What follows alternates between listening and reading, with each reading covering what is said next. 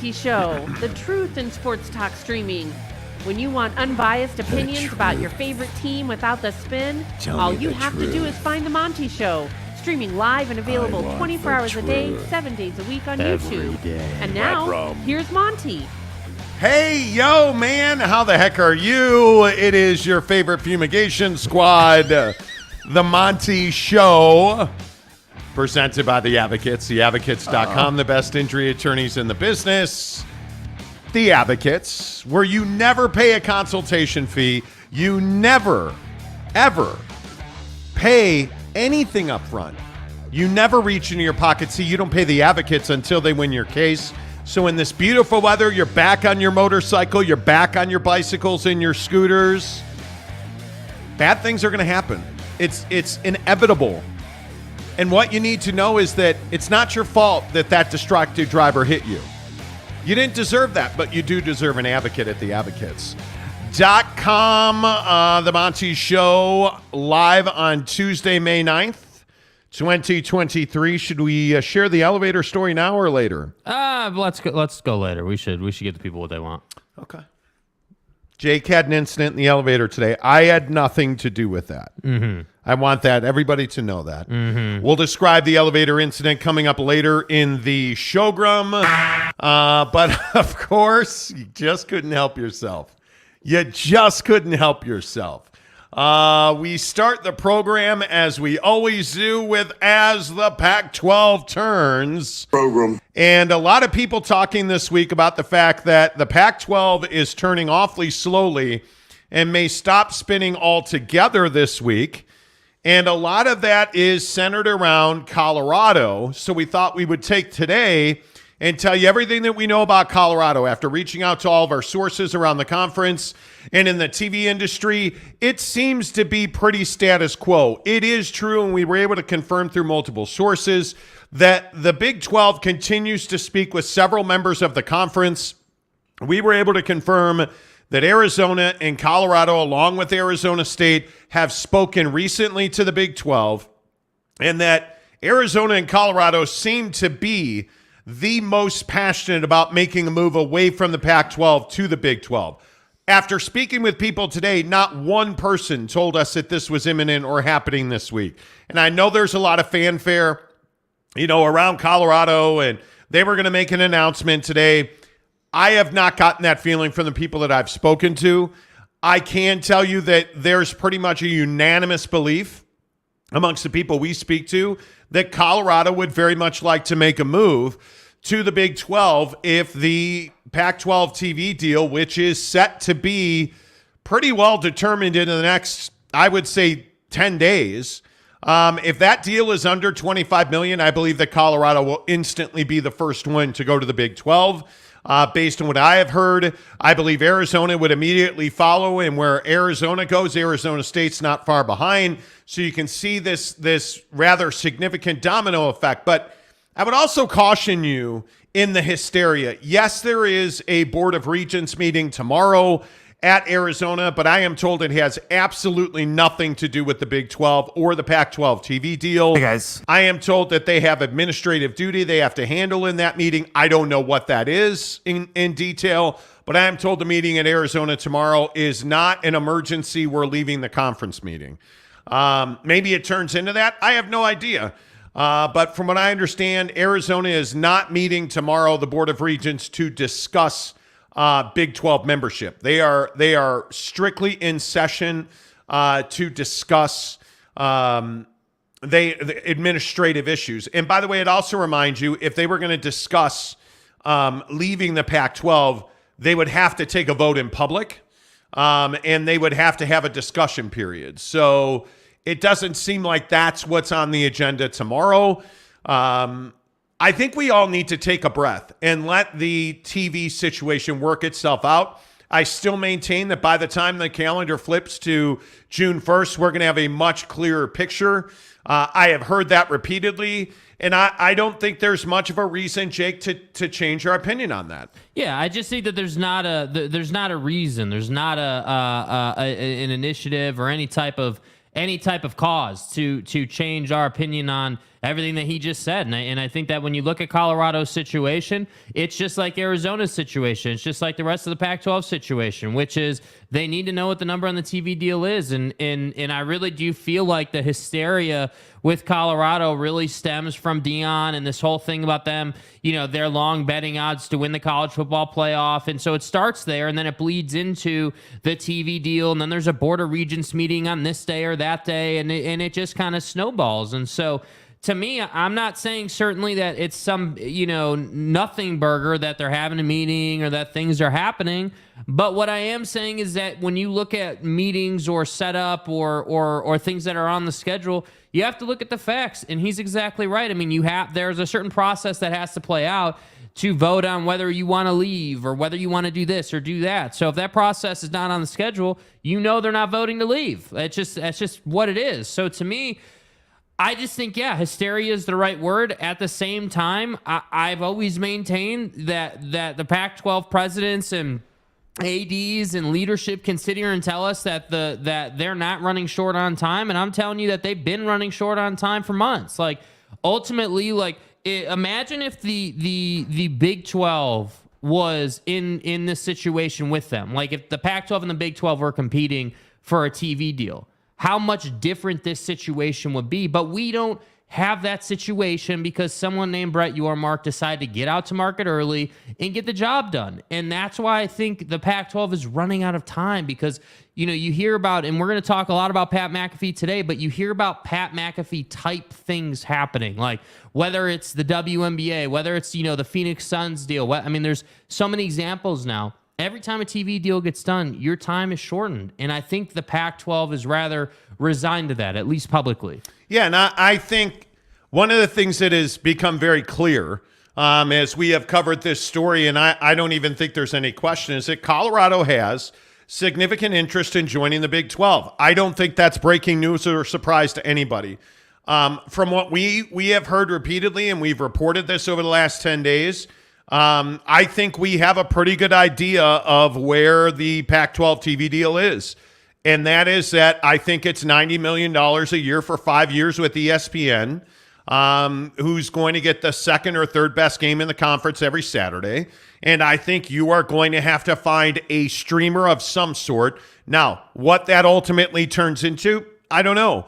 I have a real hesitation in believing that would be Apple TV, because I don't see that Apple TV wants anything that's not the entire package. I just don't. That's not how Apple TV has ever done business. So I have a hard time believing the streaming partner will be Apple TV. But we have told you repeatedly that the Arizona schools, Washington, Oregon, and Utah all want ESPN to be their linear TV partner. They understand the reach. They understand the eyeballs that gives them. They understand the financial ramifications of being on ESPN. And I would tell you those are largely, with the exception of Utah, those are largely the same schools that are opposed to Apple being your exclusive partner, because they're not in on streaming. Because, again, I think those schools recognize the ramifications of streaming all of your stuff on Apple TV. You're cutting your reach, which is already cut in half.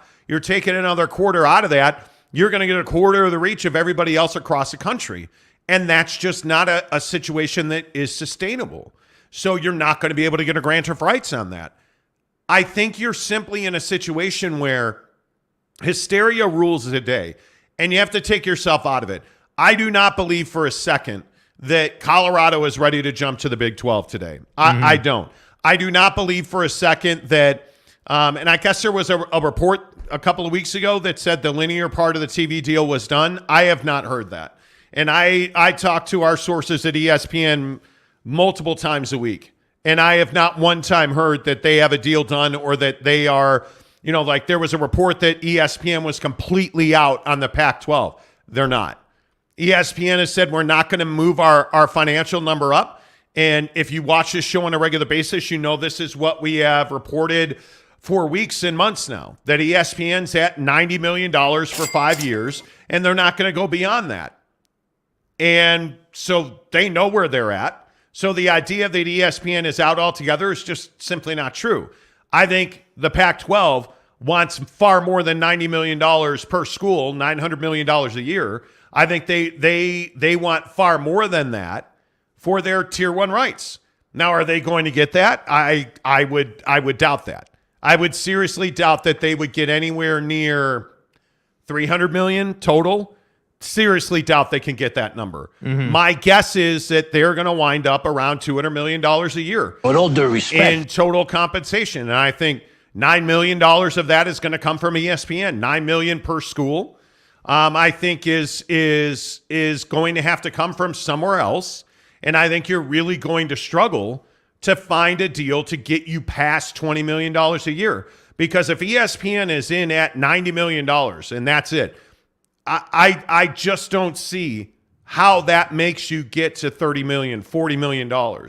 Again, Washington State's president yesterday bloviating about how they were going to get a deal that's on par with the Big 12.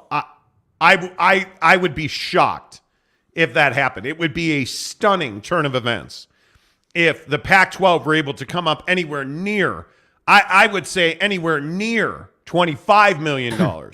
I think at this point would be just an unbelievable win. Yeah. I mean, that would be amazing. But if ESPN is, if ESPN is serious at the numbers that we're talking about, I just don't see how you win. If ESPN's going to pay you $90 million a year, where are you going to get the other $110 million to get to $20 million? That's the biggest question I have. Yeah. Because I don't see a streaming partner, and we've heard repeatedly, and we've told you on this show that Amazon Prime Sports is no longer bidding for Pac-12 content. Mm-hmm. And if that is, if at the end of the day Amazon's out, I don't see a whole lot of other places to go to stream your content. Waves in opposition. And so now you start getting into, okay, well, are we going to stream it in-house? Or, you're going to have to be really creative here, which is why I go back to our report of March 11th that NBC Universal was very interested in. Dennis Dodd reported last Friday that NBC Universal was getting very serious about trying to acquire the Pac-12 TV package in totality, which, hey, that's fantastic. If that indeed is the case, you don't need to worry about Apple and you don't need to worry about ESPN because it's NBC Universal in total.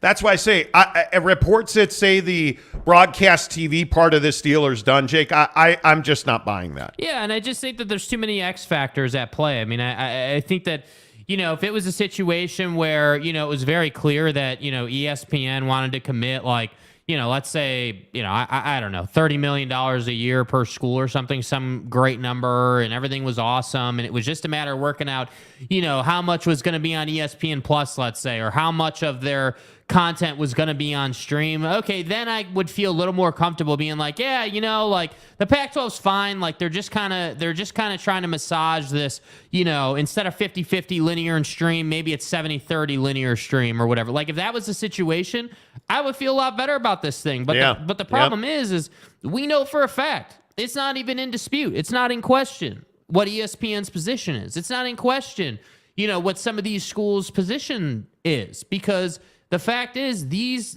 institutions have to make a certain amount of money out of their athletic program every single year. And the TV part of that, or the distribution part of that, is obviously the lion's share of the budget. So if you're only getting pennies on the dollar, that's not going to work, and then you're going to be forced into going and finding a better solution, which is what ultimately brings me back to, again, these localized distribution deals. I don't understand why the Pac-12 is not looking at, hey, this is going to be our national schedule, right? Like we're going to have one game per week that's a national game for the conference on, let's just say ESPN as an example.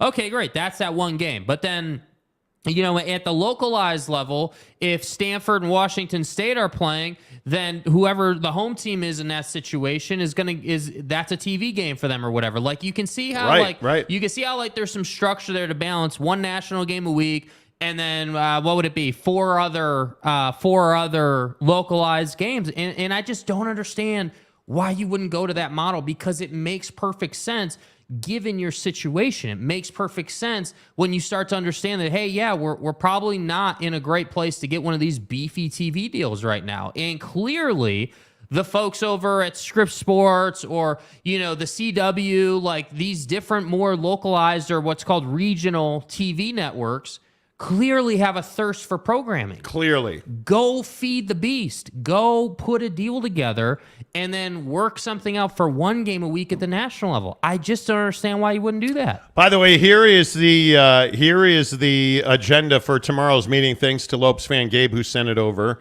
At the Arizona Board of Regents tomorrow, as we told you, they have administrative duties. You will notice that this entire meeting is virtual. Item A is assignment with the University of Arizona president, Robert Robbins, who we've talked about a lot on this show. And then legal advice and discussion regarding the Banner, I would guess that's Banner Health affiliation. So this meeting tomorrow has nothing, absolutely nothing to do with the Pac-12 TV deal. And nothing to do with Arizona jumping to the Big 12.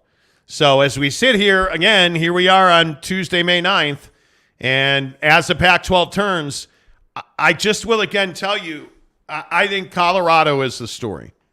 Colorado is the story on this.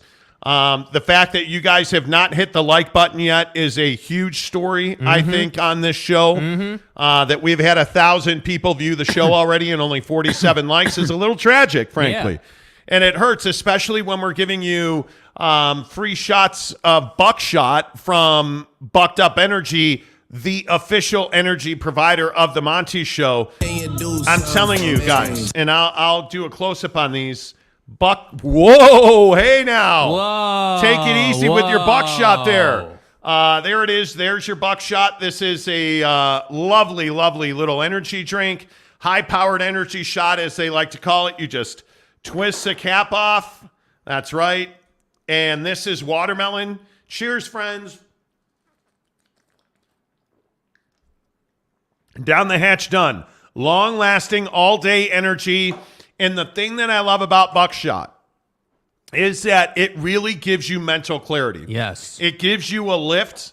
So, right now it's 2:15 in Los Angeles, but it's also 5:15 in New York City and anywhere in between.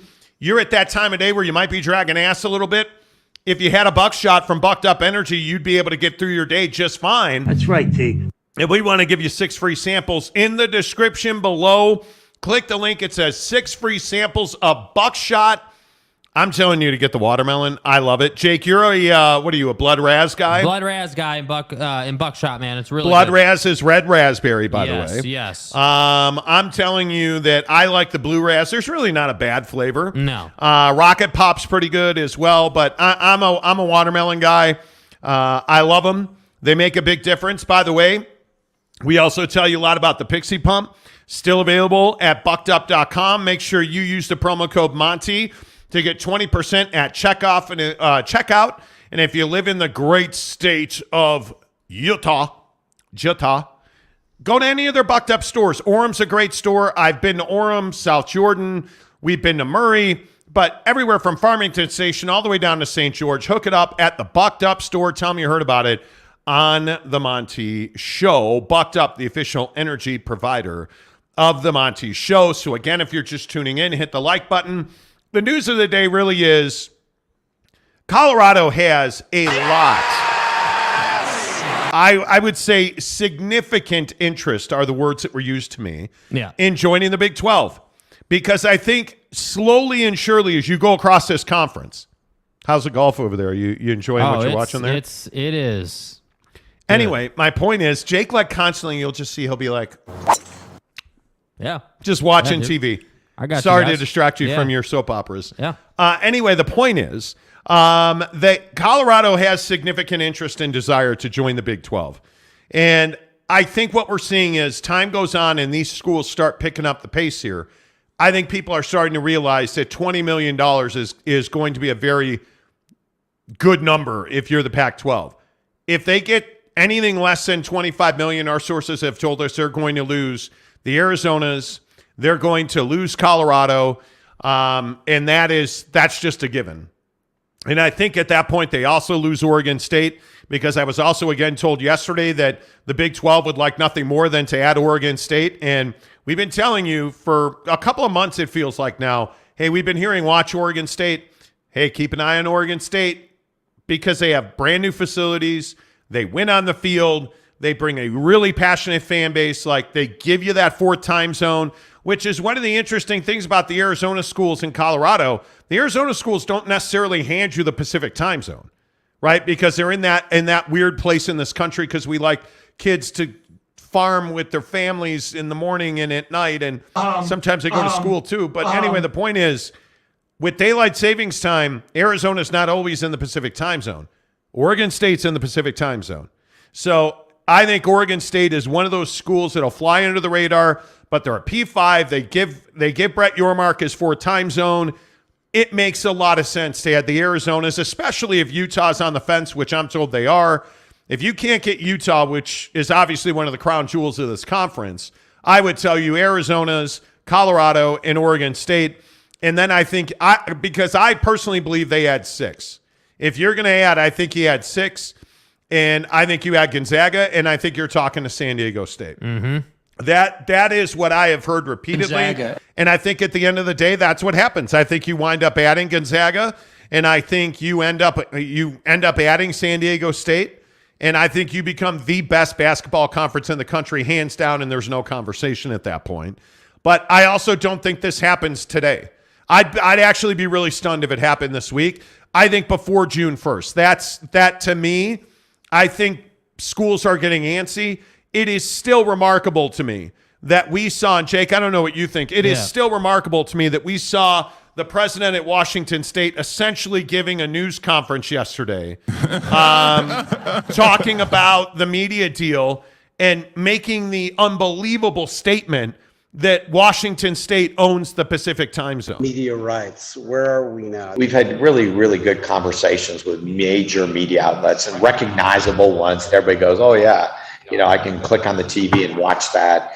Over the last 6 months, ESPN's a great example. They laid off a whole bunch of employees.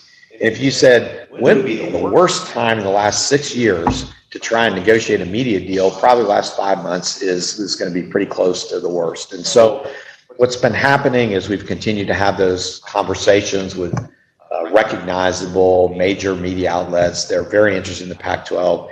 People have to remember, the entire football isn't as great as this conference or that conference, but we occupy a coveted time slot where people need live sports content around the nation. People like college football, and the Pac-12 owns that West Coast time frame. Yeah. Congratulations, but that's bullshit. I just think that's a whole lot of spin. I don't know. I could be wrong, but it is surprising to me that you're the president at Washington State and you're talking about how the Pac-12 owns the Pacific time zone. And I think the issue is twofold at Washington State. You don't realize how insignificant you are.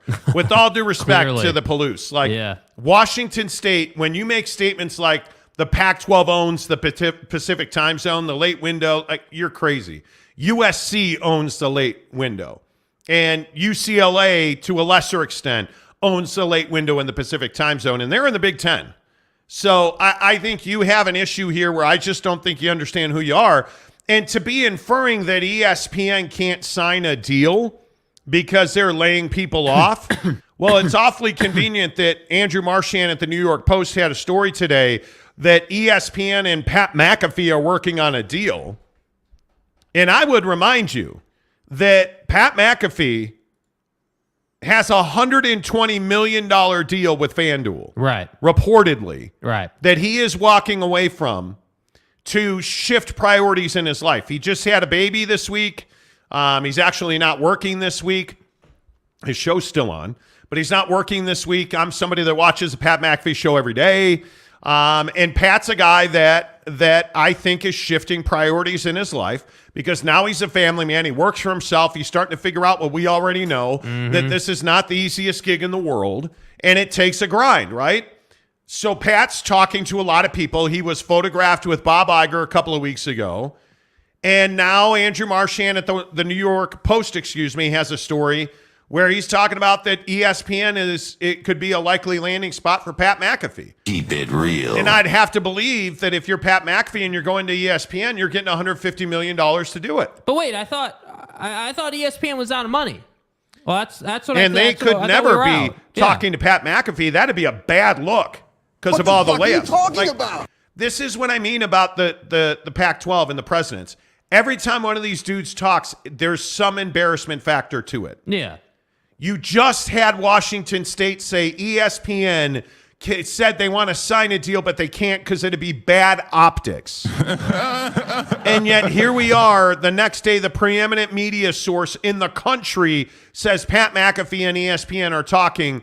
And Mom, I am guessing, in my opinion, that Pat McAfee probably gets $150 million from ESPN. So get your facts straight. I mean, it's just so clear. It's just so straightforward. I mean, I don't know why. Like if you missed it yesterday, we went in depth on this Washington State thing, and we had a long conversation about it. But the big takeaway from that Washington State situation is that Kirk is out here talking off the top of his head. Right? That's right. Like you did an interview with one of your regents. And it should be a canned, very straightforward, almost scripted interview. Obviously you're going to have some words here and there that maybe aren't word for word what the script reads, but for the most part, you shouldn't make an ass of yourself. And I feel like that's what happened now that the Pat McAfee thing came out. Yeah, I totally agree. All right, enough of us, more of you. You guys are probably not here to hear us drone on about this. Let's get your thoughts on the show. First one in today. Let's see. I need to go all the way back to the top. Thank you for all the comments. Of course, it's Meat Rocket. Meat Rocket 304 says he's first every single day. I mean, that's not untrue, dude. That's Monty not untrue. Rant. Monty Rant says, happy Tuesday. Hope everyone's having a nice week. I would totally agree. Hope everyone's having a nice week. Yeah. Let's see. Truck Stop Gumby says, definitely not the first to burst today. Right. The first to burst today. Yeah, that's like rhymes and stuff. Vorlon Angel 1811. I don't know. When your name is Vorlon Angel, right? I don't think that's like saying Metallica. Metallica. You have to say Metallica, right? Like no smoke. Vorlon Angel. Brock Heward on George Kliavkoff's remarks in Arizona meetings. So the Pac-12 had meetings in Arizona, and the way it was described to me was that George Kliavkoff is dead on his feet. I was told that there is very little, and I'm glad you brought this up, Orlon, because there's very little push. There's very little belief. There's very little enthusiasm. I was told the meetings in Arizona last week were very much A plus B equals let's go have a drink. Like they were just very much, outta here. Yeah, boom, out of here. Let's just follow the agenda and go play some golf or go hit the spa, or that there wasn't a lot of enthusiasm in the group. Enthusiasms. And that one of the things that we've talked about repeatedly on this show is that one of the differences between the Big 12 and the Pac-12 right now happens to be and the only word I can think of is the momentum, the atmosphere, the vibe. Yeah, like it is just two different worlds. Two very different worlds. And I think when you look at the way that employees and companies operate, when the group is happy, the company thrives. When the group is unhappy, the company sputters. Yeah. And I think that's what you're looking at with the Pac-12 right now. Yeah. So, Vorlon Angel, Brock Heward on George Kliavkoff's remarks at the Arizona meeting. Well, it was hard for me to listen to George Kliavkoff. I don't need to hear about the water polo team that you guys are 19-2 out of conference. There was a lot of conference of champions.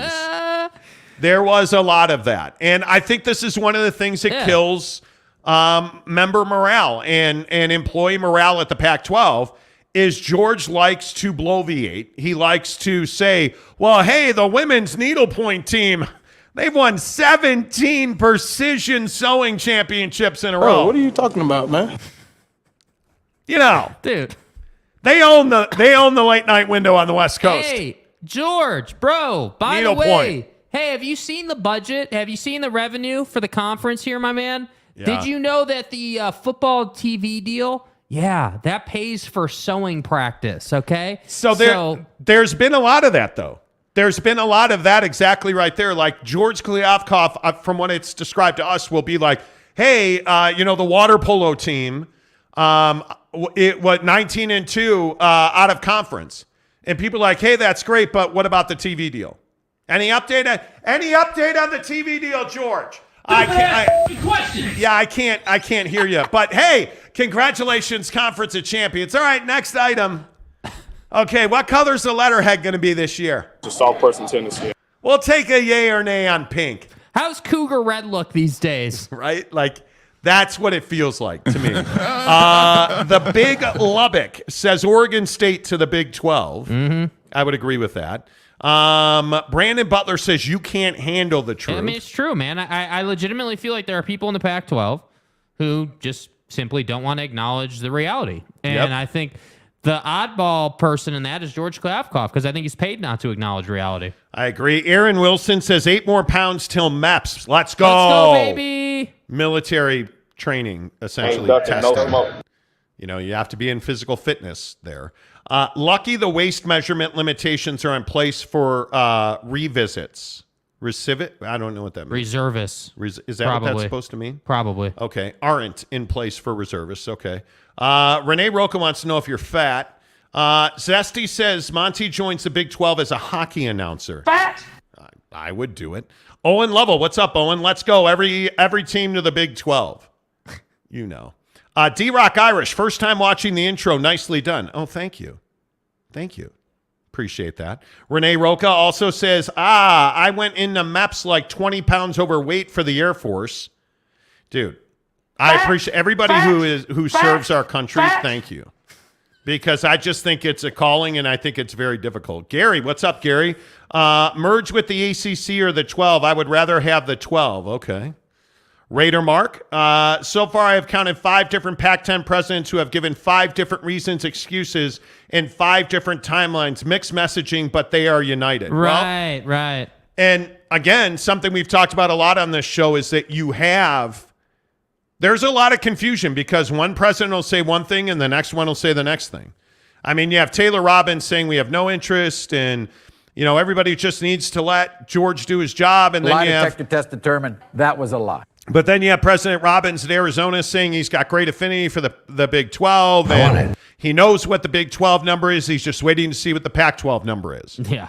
Like you have these contradictory statements that I think cause a lot of problems. I just don't think some of the presidents particularly care too much. I think they see the writing on the wall. And this has kind of been my take for a while. Like these people are going to say whatever publicly. Like you have some people in the Pac-12, presidents is what I mean. You have some presidents in the Pac-12 who are going to be, all right, what is the company line and how can I run that out there in the most proper way possible? And then you've got guys like, Buddy at Arizona who just rolls out and is like, yeah, dude, Big 12 is the best basketball conference in the land. And I have some affinities with that because we're close, geographically speaking. And it would be a great fit. So I just got to see what we get for our TV deal and then I'll make a decision. You can see how you've got person A and then you very much have person B.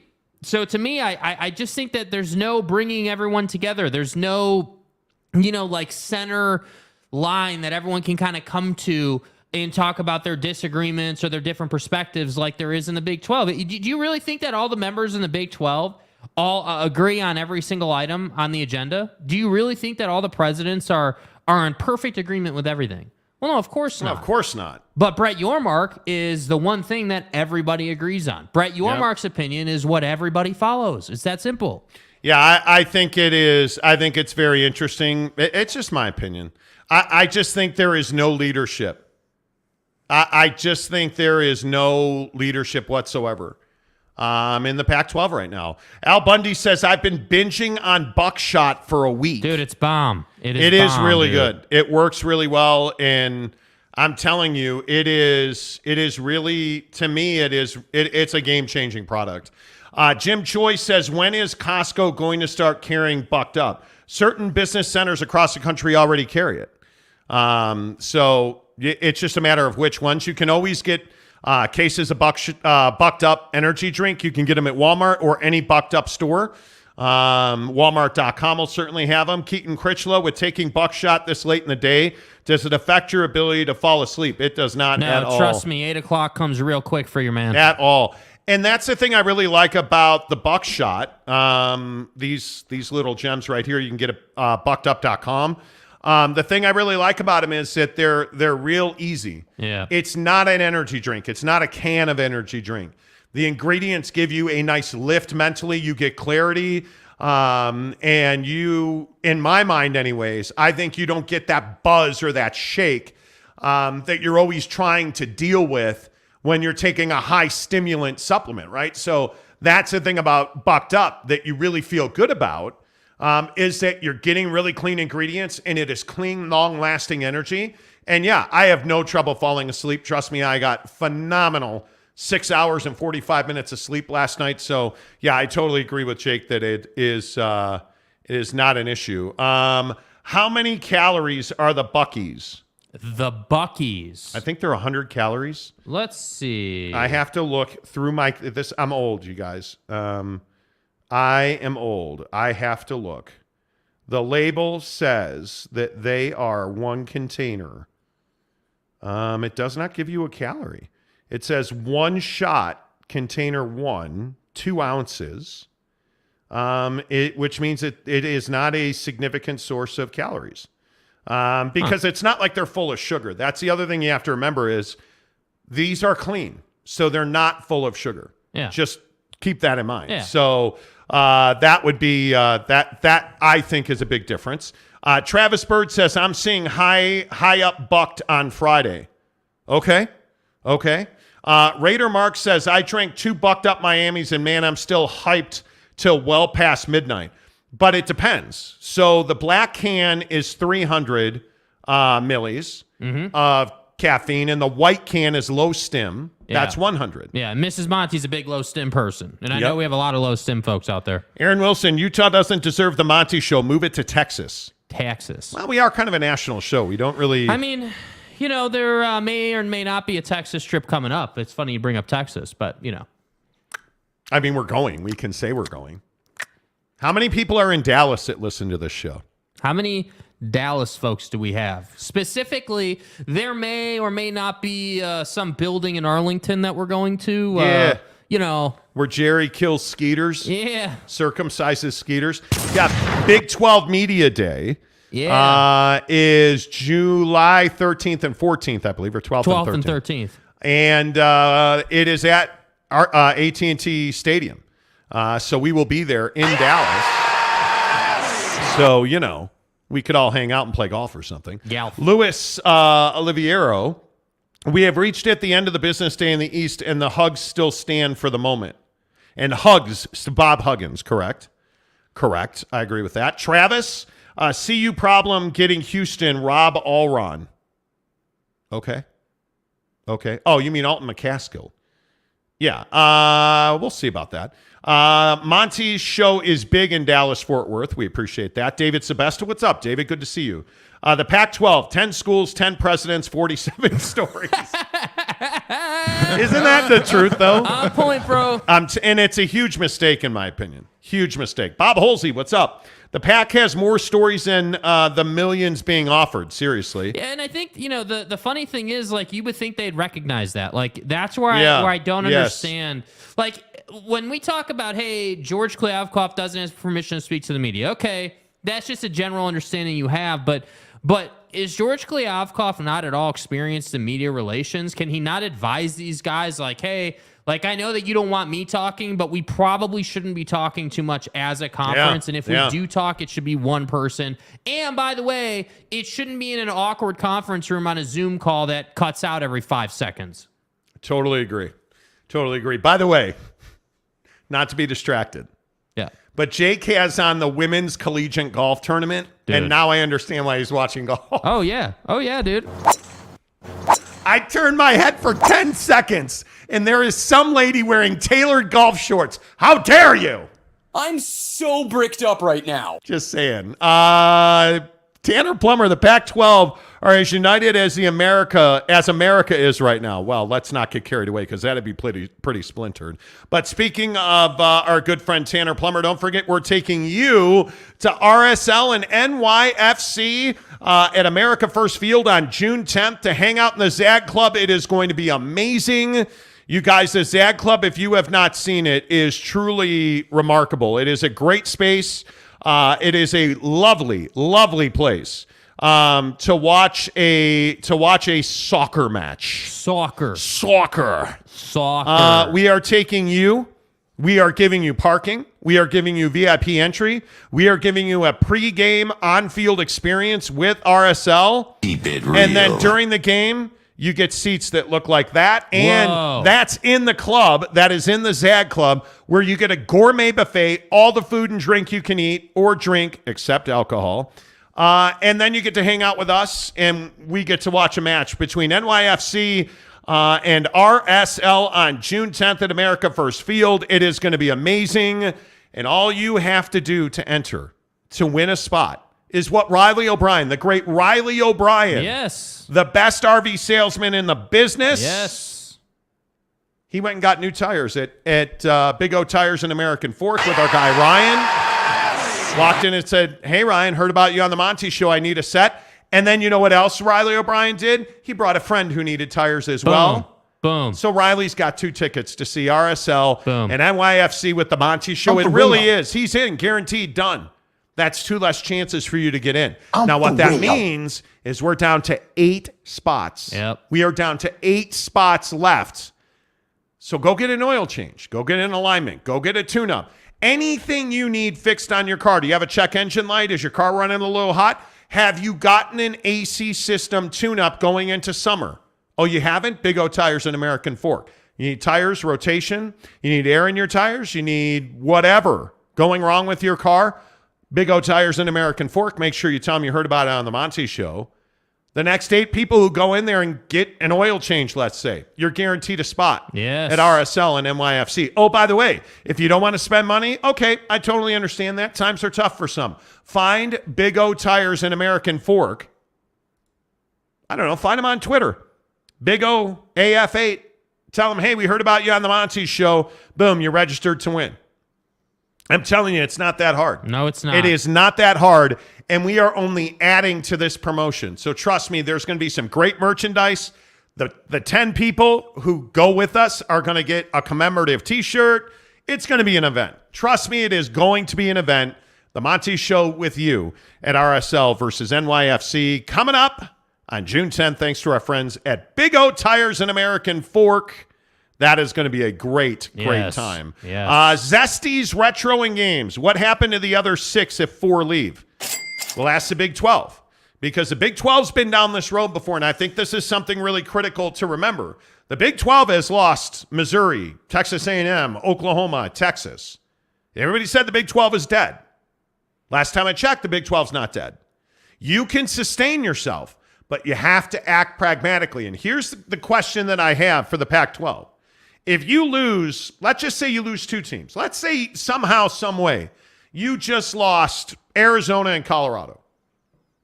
What should your first move be? If you're George Kliavkoff, what should your first move be? Well, I would tell you resign because they should fire your ass if this happens, right? But let's say they don't fire George. What should their first move be? Their first move should be to add San Diego State and Fresno State. You want to dominate the Pacific time zone? San Diego State and Fresno State. That should be your move, right? Get yourself back to 10 as quickly as you can. Okay, great. What should be your second move? Copy everything that Brett Yormark has done. Get yourself more reach. I don't care what it takes. If you got to produce the games on your own, do a deal with Ion TV or Script Sports. Do a deal with the CW. Get somebody to give you a national or even a regional West Coast, Rocky Mountains to the West Coast game of the week on the CW. Do something because you've got to find new reach and you've got to find creative ways to get yourself out there. Do something with basketball. But here's the other conundrum. If you lose Arizona, are you at all a basketball conference? Because if you really look at this conference with Bronny James going to USC, who's going to dominate Pac-12 basketball this year? Well, all the attention, no matter what, is going to be in Los Angeles. Yes. Right? So then Bronny's going to leave, and he's going to go play with his dad on the Lakers, and USC and UCLA are going to leave. And let's just say in this scenario, Arizona leaves. Well, now what are you going to do? Because you're not a basketball conference at all in any way, shape, or form at that point.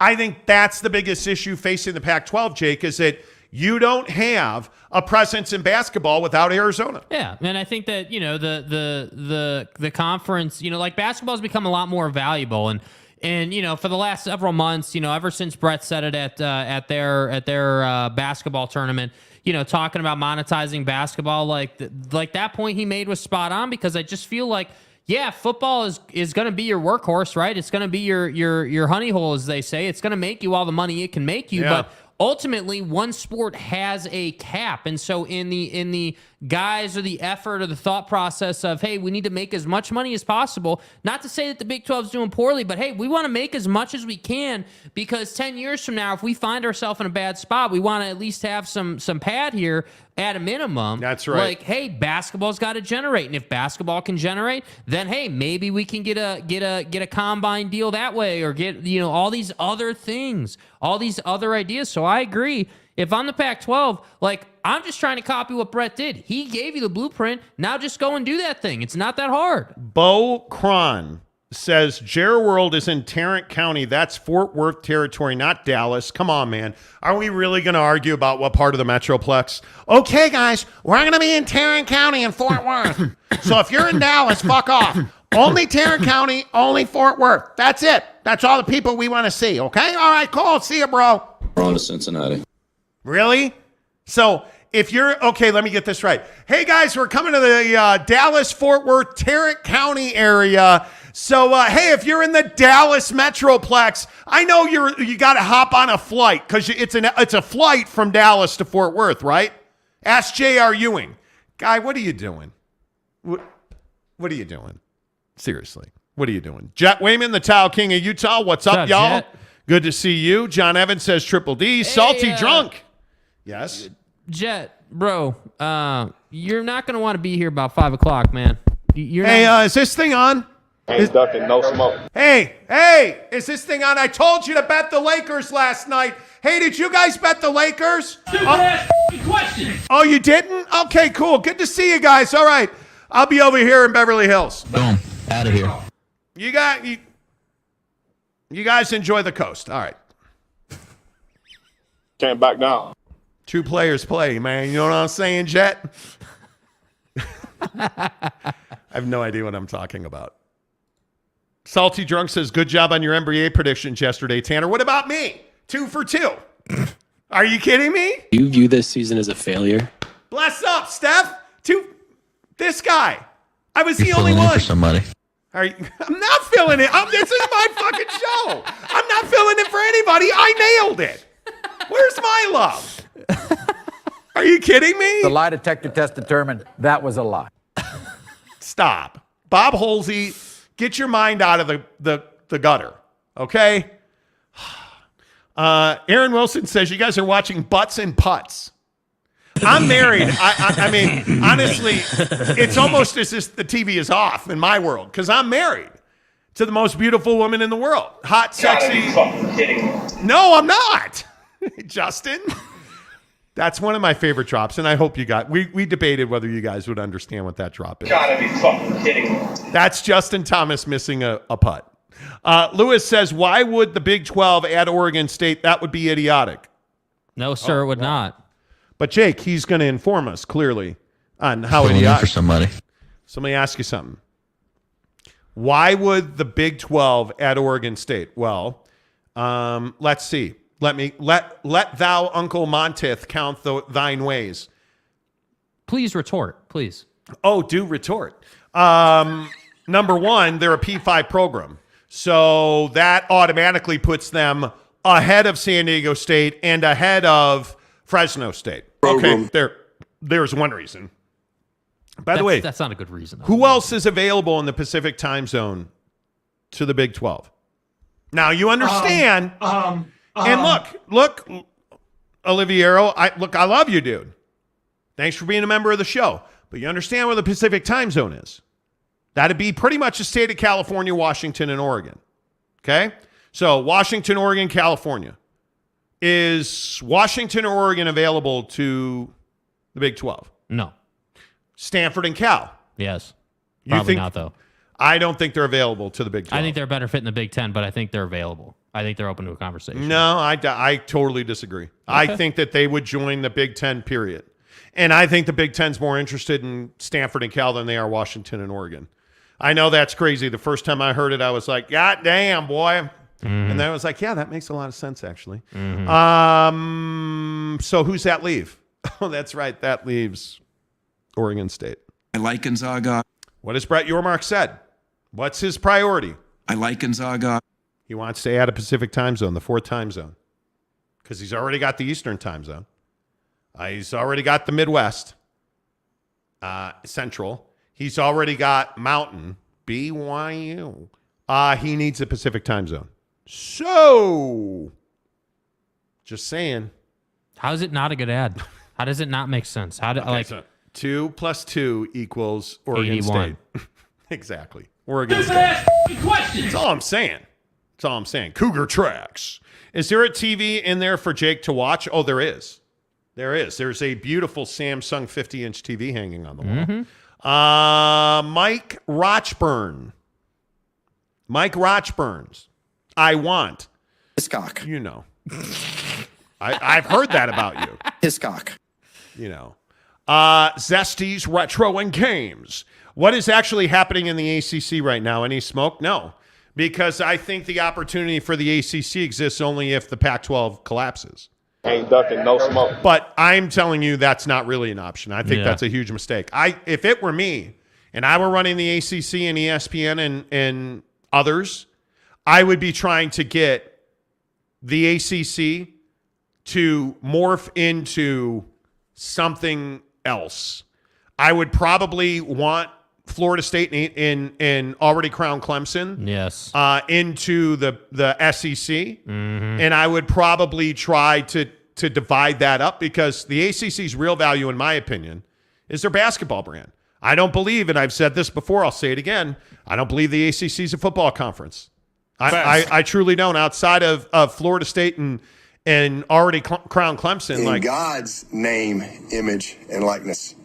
And we all thought God was a Notre Dame fan. Clearly, he's a Clemson fan. We built this program on NIL. You know, I mean, that's kind of where I'm at with it. The ACC is a basketball conference.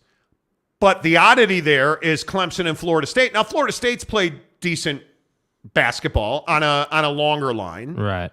But if you're Clemson, have you played real high-level basketball? Well, you really haven't. It's probably different than what you're thinking, though. You're in a conference with teams like Virginia who are not likely ever to be the best conference in the country, right? They're not. But if you are Duke, Carolina, like you look at the rest of that conference, and now with the way that college basketball has changed, you look at this Bronny James situation at USC, it's exactly what college basketball is. Facts. So he's not nearly the best recruit in this class, but he was one of the hottest, most sought-after recruits in this class who had his pick of over 20 premium basketball brands. And why did he stay in LA? Well, because his dad's in LA, because he can go into USC and say, I want to start. He's going to be in a position where the basketball program does not suck at USC. It's not elite, but he's in a position where it's USC, it's Los Angeles, major TV market, major NIL market. He's going to be on national TV, and he's going to make a lot of money doing it for 1 year, and then he's going to go play for the Lakers. A plus B equals a top 10 pick in the NBA draft. So it doesn't matter if you're Carolina or Duke. It doesn't matter anymore. Yeah. It just doesn't matter because you're not likely to get the best players in the country. Guys are going to go now where it's financially viable and they're going to be seen because they want to go high in the draft. Like you look at Victor Wembanyama. Victor Wembanyama is not nearly getting the reach that a Bronny James is. But what do we know about Victor Wembanyama? He's a physical freak, but he's in France. But where did Scoot Henderson go? He went to Duke, right? Oh, no, he went to G League Ignite because he got paid, he had sponsors, and everybody was seeing him in NBA circles. Yeah. So NBA scouts and NBA executives were regularly seeing Scoot Henderson. Everybody's got a story. And anymore, that story doesn't include Kansas, Kentucky. That story doesn't include Carolina and Duke. Otherwise known as Blue Bloods. So what I'm saying, like the game, college basketball has completely changed. Yeah, I mean, I think the one and done situation has gutted college basketball, and everyone's like, "Oh man, San Diego State is such a cute story in the championship game, and everything's amazing." And then that game fell on its face with viewership, and everyone was like, "Oh." But this is the plight of the Pac-12. Yeah. Because the elephant in the room in the Pac-12 is San Diego State, right? Everybody automatically assumes, and I know we talk about San Diego State on this show, it seems like every day for the last 8 weeks. Yeah. But everybody assumes that San Diego State is just a rubber stamp. They're going into the Pac-12. I got news for you. I don't believe that to be nearly as true as it was, because I think we were the first show in the country to report that they had an offer from the Big 12, San Diego State, and they told the Big 12, not right now. Because we believe, and I agree, they are a better fit athletically and geographically in the Pac-12. Facts. If all you're doing is flying north and south and pretty rarely east, why wouldn't you do that instead of having to fly all over the country? Right. Well, you would, right? The problem is, if you're San Diego State, you just played for a national championship in college basketball. Yeah. That gives you some credit. For real. Because when Gloria Nevarez, the commissioner of the Mountain West, was on, what's the first thing she said about San Diego State? Well, they made us a bunch of money that's long-lasting because they made their run through the Final Four. So they're valuable. They're making the Mountain West money for the next 6 years. Yeah, but what else does she say? I mean, and this is what I think is so fascinating. That we were her favorite interview she's ever done. Well, how did you see? We have this connection, this bond that lets you read my mind. How did you do that, dude? I don't know. Mental telepathy, I guess. She also said that's a foregone conclusion before she took the job. She took the job knowing they're leaving, dude. She said that. And it's on the channel if you want to go back and look through our interviews. Yeah. Gloria Nevarez straight up said, oh, yeah, it's a foregone conclusion. We have a list of schools that we would approach. But this is why the J.D. Wicker thing is so asinine. It's so silly to me. The athletic director at San Diego State, J.D. Wicker. Why would you roll out and say, yeah, one way or the other, we're leaving the conference, and it's going to be the Big 12 or the Pac-12? Wow, man, J.D., thank you, bro, for reinventing the wheel with that take, because anyone thought you were going to the ACC or the Big 10. Well, no, of course not. It's always been the Pac-12 and then secondarily the Big 12. And I think what folks like JD don't want to talk about is that if the Pac-12 folds, you're going to look kind of silly for saying Pac-12 or Big 12. I just think it's fascinating. I think the whole thing is fascinating, and I am just ready for it all to end. John says the P5 argument for Oregon State over Fresno State and San Diego State is topped by the California talent. Is San Diego alone? In San Diego alone, they had 4 Heisman trophies since the 70s: Allen, Salam, Williams, and Bush. Yeah, but I don't think that's the current culture anymore. Yeah. Number one, and I could be wrong about this, are you telling me that San Diego State's a football school? Well, they're not. And with all due respect, if you're a Heisman Trophy caliber football player, are you going to San Diego State or USC? You're going to USC. Yeah. USC dominates Southern California recruiting, and they have for probably the last 20 years at a minimum. Yeah. Right? So I look at I look at those names that you're talking about. Notice that Allen and Reggie Bush, where'd they go? Well, half of that group you just mentioned went to USC. Yeah. Which you would expect With all them due to. respect. But there's a high school in Orange County called Mater Dei that's a quarterback factory that quite literally is a pipeline to USC. Yes. So with all due respect to San Diego State, I just don't see San Diego State as a pipeline for football. Now, basketball, obviously when you're competing for the top of the conference, yeah, that's a big deal, dude. That's a big deal, and I would agree with you. Football and basketball are 2 totally different economic models. Football and basketball are 2 totally different ways of doing business. You have the minimum years playing football in college where you have 1 year, and I think there's a good chance in the next CBA, now that they just did this one, but in the next CBA down the road, I think that goes away. You're seeing more kids going to Europe. You're seeing more kids going to the G League. Like, it's just a different way of doing business. I mean, altogether, it's a different way of doing business. Which is why I always tell you, when you want to do business differently for dinner, you go to Papa Murphy's and you never, ever forget the marinara meatball. At Papa Murphy's, we do more than just pizza. We do meatballs and marinara. Papa Murphy's, that's meatballs? Oh, I think you mean I do the meatballs and marinara? And how do you do it, Dad? How do I do it? How do we do it? Well, we do it with savory ground beef Covered in tangy marinara. That's how, honey.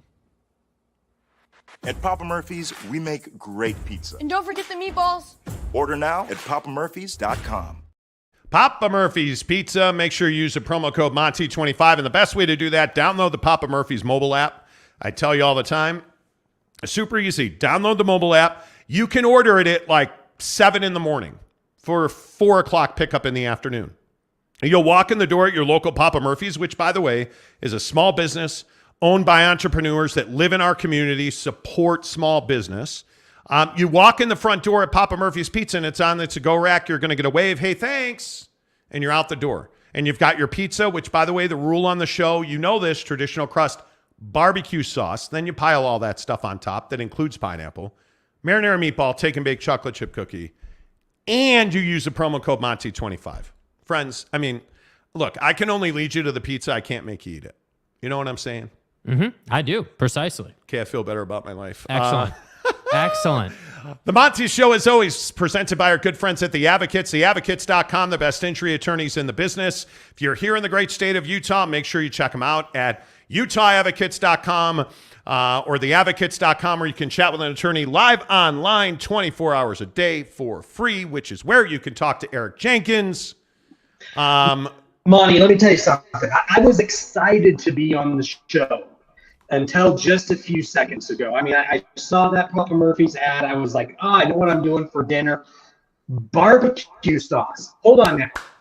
Barbecue sauce with pineapple.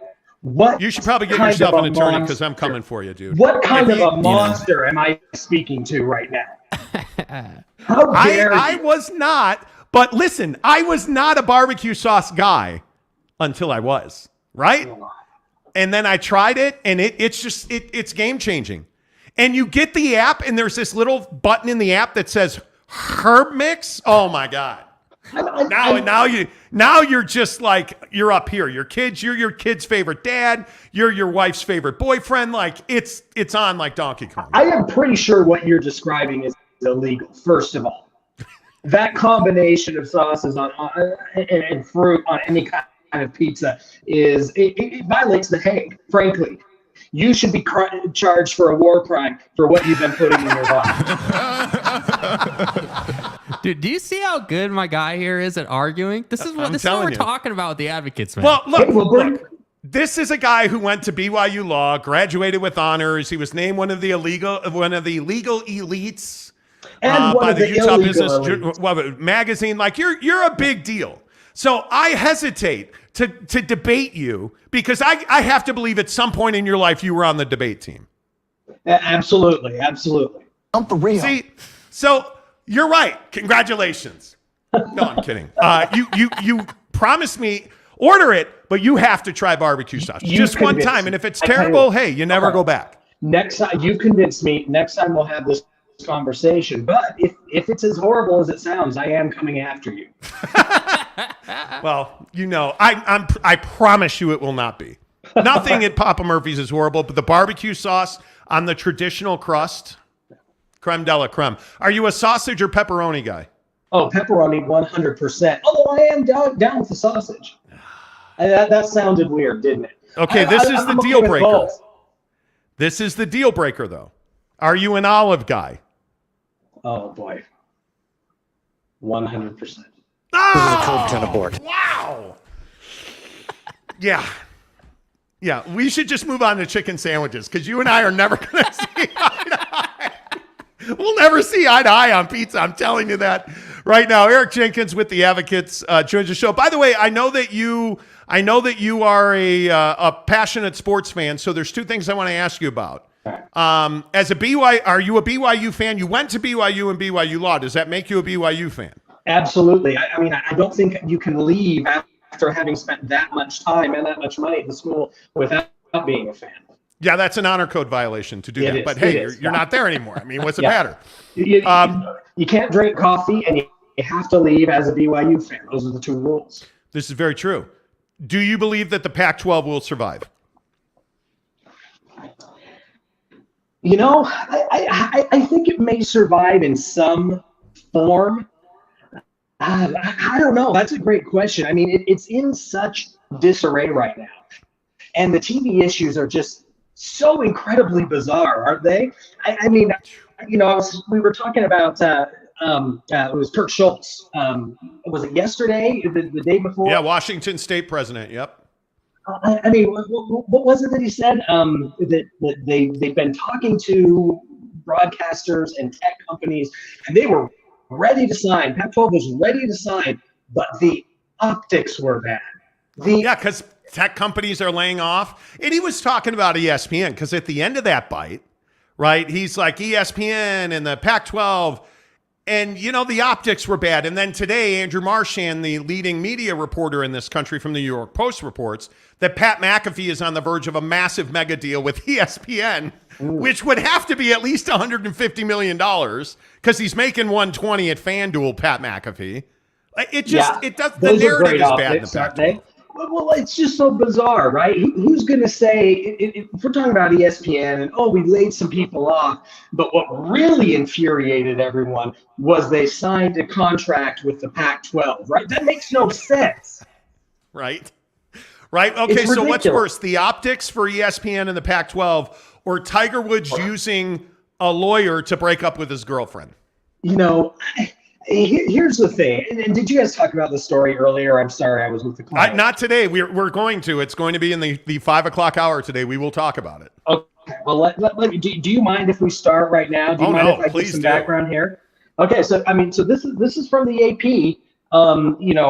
Tiger Woods. I think we can all agree our friend Tiger has been, maybe we should say, unlucky in love. Is that fair?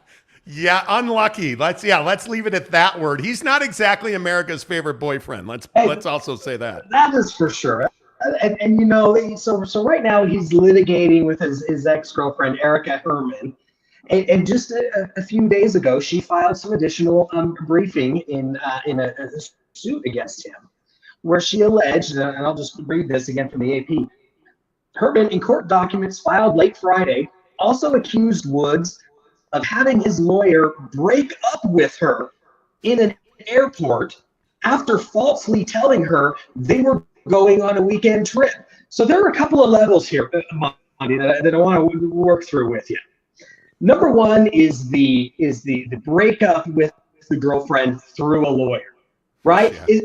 Is that the worst thing, or is that a power move? I mean, which direction are we going on that? Well, now listen, this is a guy sitting next to me, Jake, who breaks up with girls over text pretty routinely. That's every day. Yeah. So, I mean, I would say luring your girlfriend who lives in your mansion to an airport to serve her with eviction papers only after the lawyer broke up with her, is probably worse than breaking up over text. At a minimum, it's cold-blooded. Oh, at a minimum. Cool. Well, here's what I want to know. So she went to the airport, I understand, with the understanding that they were going on vacation. Yes. Yes, he told her, she was told by Tiger Woods' staff, hey, Tiger wants to take you on a brief vacation. Let's pack your stuff and we'll take you to the airport. He'll meet you there. Did she still get to go on the trip? She didn't go on the trip. They changed the locks, evicted her from the house, and now she's suing for $30 million. Right. I mean, because she's saying Tiger told her, look, I promise you're going to get to live here for 11 years. Yeah, but why 11 years? This is the thing that was one of the weirdest parts of this. Because this all goes back, for everybody who doesn't know. The girlfriend used to work at Tiger's restaurant. She was a manager. She's claiming that he sexually abused and harassed her because he said, if you don't sign this non-disclosure agreement, I'm going to fire you and I won't date you. And so she claims that he promised 11 years. Eric, who promises? Okay, but by the way, sweetheart, you got 11 years in the master suite and then you're out. That's right. No matter what, 11, not 10, not 12. Certainly not years. 12. No, definitely not. That's too far. I mean, Jake, what about you, buddy? I mean, you're breaking up with people via text. Yeah, I mean, you're going to start sending your I'm lawyer out? not a big believer in anytime something's in text. I mean, you know this better than anybody, right? Anytime it's in text, it's proof, right? So Tiger's alpha energy, quote unquote. I think this guy went all in on putting it in paper. I mean, he not only put it in paper, he had someone deliver that paper for him. And we don't even know if she was flying first class Delta One to go on the trip. And if that, not being able to do that ruined it for her. So I mean, it's clearly not a great move by Tiger Woods, No. but I have to say, this is Tiger Woods. What did you expect? This guy's a golfer, not a great husband. You knew that going in. And again, I just go back to you guys, like Lindsey Vonn dating Tiger Woods. Yeah. What happened to Lindsey Vonn while she was dating Tiger Woods? Like, personal photos got leaked because Tiger's phone got hacked. Right. Like, there's nothing normal about dating Tiger Woods. And so if you were the restaurant manager, and I don't know, the question I would ask you is, Eric, like, how ironclad, like, how well do NDAs hold up? Like, because this doesn't seem like it's going to be I would guess Tiger comes out of this fine. I think Tiger's going to be fine. I mean, one thing I want to say is, Erica, give me a call. I'll represent you. You're right. I mean, there's some emotional damage. She was ready for a fabulous vacation, and then 11 years in a $30 million mansion torn away from her. Erica, give me a call. We will get you what you deserve. That's phenomenal, dude. I don't know. I think it is one of the worst breakup cases I've ever seen. But I'm curious. The only other thing I would say about this is, if I put myself in Tiger's shoes, was he just trying to like have somebody else do it? Or, and this is what I think he was concerned about her reaction and whether she would leave, because there were already rumors that she was refusing to leave the house. So he wanted to get her away so that he could change the locks, pack her stuff, and not have an issue with it. So I don't know. She didn't come after him with a golf club while he was high on Ambien. I mean, anything better than that is a win for Tiger. I think it is.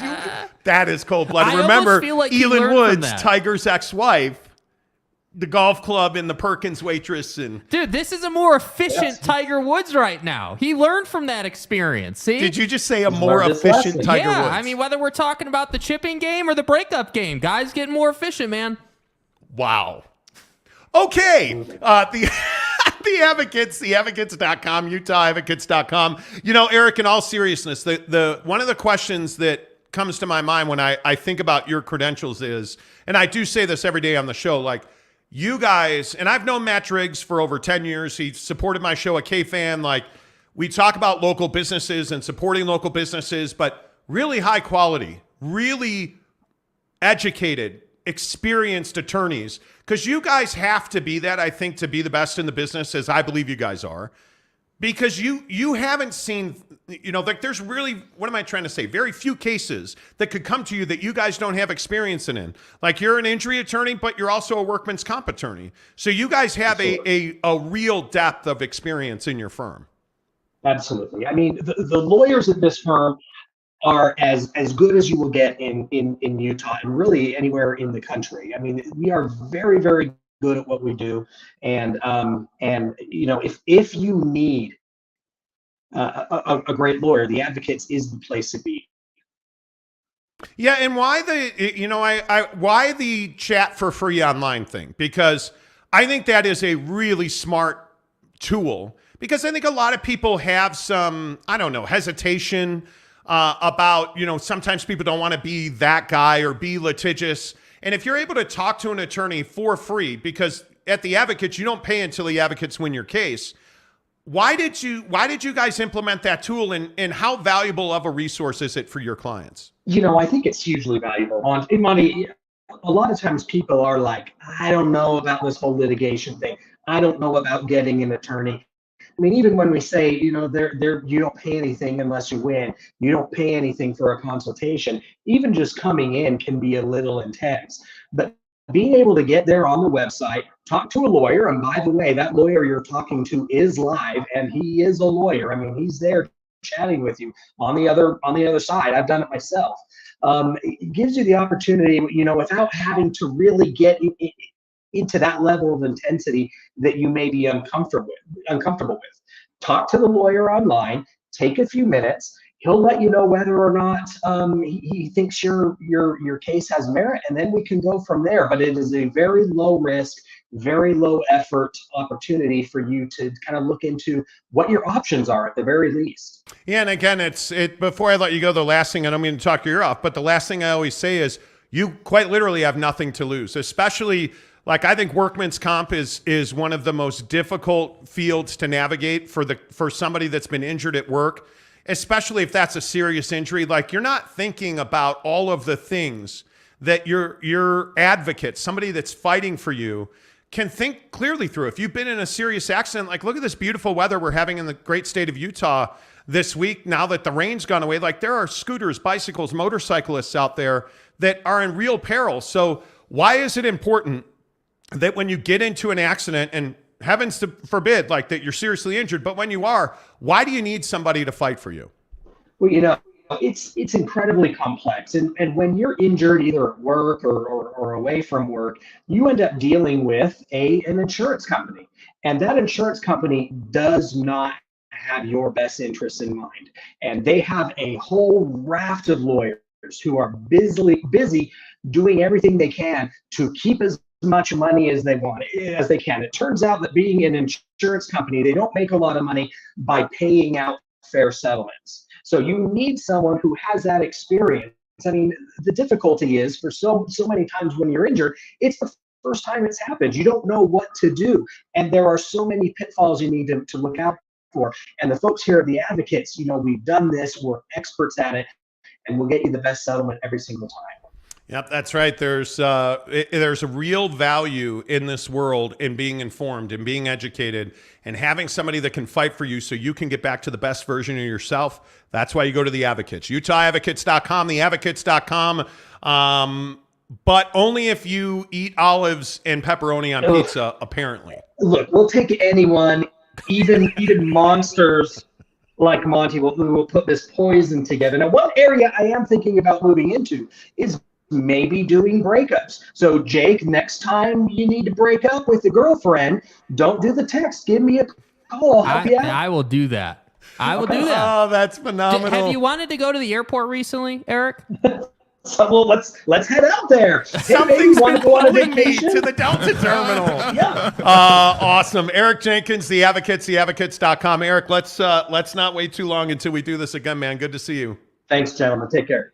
You bet. There you go. The Advocates at theadvocates.com. I'm telling you, they're just good people to do business with. And what he said about not trusting your insurance company, and really it's I know a lot of people are like, well, I pay my insurance every month. They're going to fight for guys. I'm telling you, your insurance company has thousands of attorneys that they pay really good money to, whose only job is to make sure that you don't get the money that you deserve. Let the Advocates fight for you. Let them worry about deferring your medical bills. Let them help you talk to your insurance, talk to your lawyers, like especially if you're in a workman's comp situation, you guys, those are shark-infested waters. There is a right way and a wrong way, and the Advocates have the experience to navigate that system for you. Get to theadvocates.com, UtahAdvocates.com. All right. Hey, wow. Awesome. We've got to talk about Tiger Woods. Give us an hour and we'll get into that fully in depth. The expert on breakups, Yeah, Jake. I mean, I am the expert, man, of cold-blooded breakups. That's what I'm saying. If you're just tuning into the show, we did argue about pizza. Monty Rant says Canadian bacon and pineapple is a no-go. Dude. Well, I'm not a Canadian bacon guy, but I'm telling you right now, if you get some mushroom, onion, pineapple, and you put the herb mix on there with barbecue sauce, I'm telling you, you'll never go back. I'm so bricked up right now. You'll never go back. I won't. Don't do it because you will never go back. Yeah. I am just telling you right now, you will never, ever go back. Yeah. If you go traditional crust at Papa Murphy's Pizza, traditional crust, barbecue sauce, herb mix. Right. And then put whatever you want on top of it. I am a green onion. I am a mushroom onion mix guy. And if I am putting some animal product on top, I'm putting sausage. And it's the greatest pizza in the world. I'm just telling you right now. That's just the bottom line. Let's see. Raider Mark says, Matt Campbell on the hot seat. Watch this season. Is he, though, already? I don't think so. Excuse me. Essay says Tiger was already in it in depth. Tiger, listen. No, we're saving it for an hour from right now. We will talk about that. Jordan Royal, what's up, my guy? Good to see you. I just don't like the texture of mushrooms. Kind of feels like chewing unflavored gum. Damn. Dude, what kind of mushrooms are you eating that they taste like unflavored gum? That's crazy. Giggity, a good mac and cheese pizza is pretty good too. Oh my God. Are you? Yes. Thank you. Yes, absolutely. Let's see. Travis Bird, is BYU bashing it's BYU bashing Tuesday? Not at all. BYU's No, I think he's saying he'd like to bash BYU. No, it's not BYU bashing Tuesday. Their law school is amazing. Name one thing that BYU has done that Utah hasn't done better if the Utes wanted. Well, okay, there you go. Taylor, I understand not wanting to add Utah to the Big 12 because of TV markets, but also there is a rivalry and competitive level of play that they can bring to the conference. I don't understand this. And I know that we have debated this Big 12 story into the freaking ground. But can somebody explain to me why Utah all of a sudden would not be an attractive partner for the Big 12? Because I don't get this. Okay, so let's run down the resume. All right. Phenomenal. Okay, great. We covered Utah's resume. Awesome football program, original BCS buster, one of the best coaches in the country, the best coach in the Pac-12. You have phenomenal talent on that team, back-to-back conference champions, back-to-back Rose Bowl appearances, phenomenal recruiting, phenomenal NFL pipeline. Like, what about the football team don't you like? Now, I understand the run-in Utes have been a tragic mess for way back before Larry's terrible suits. Mm-hmm. Like, I get it. Rick Majerus ain't walking through that door anytime soon.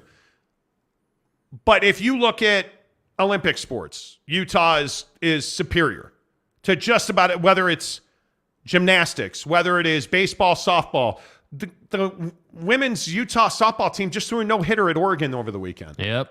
Like, you look at the quality of the athletic program at Utah, and you'd have to be crazy to think that they're not a good ad. Oh, by the way, their educational prowess is only improving. Yeah. They're a phenomenal medical school. They're a phenomenal research institution.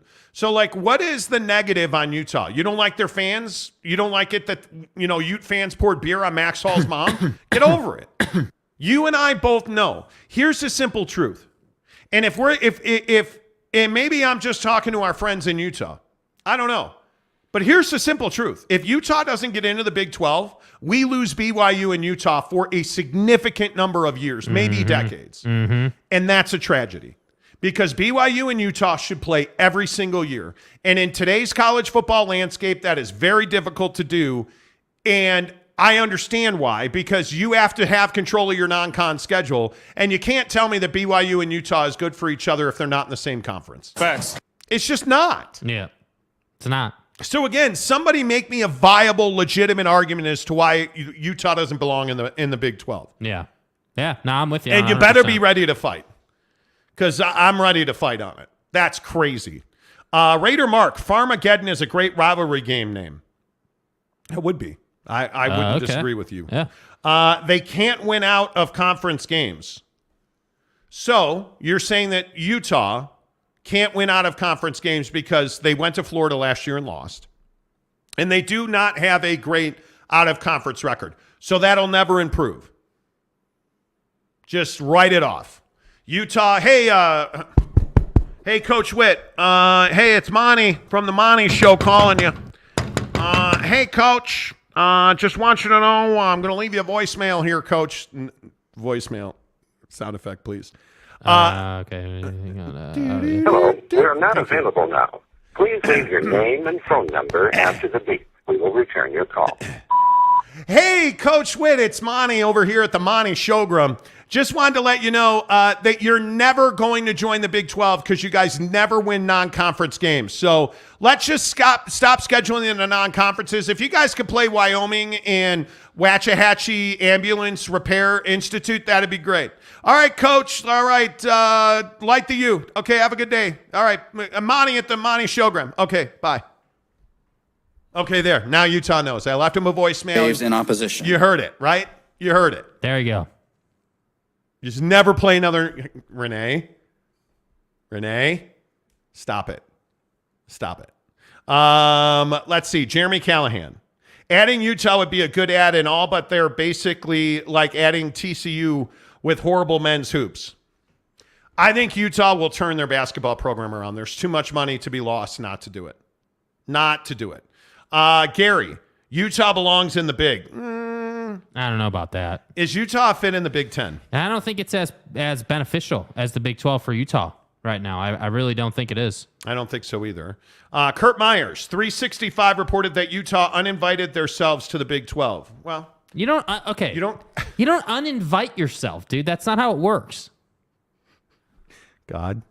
Like, okay, hold on. Okay, hang on 1 sec. Okay, let's go. Okay, ring.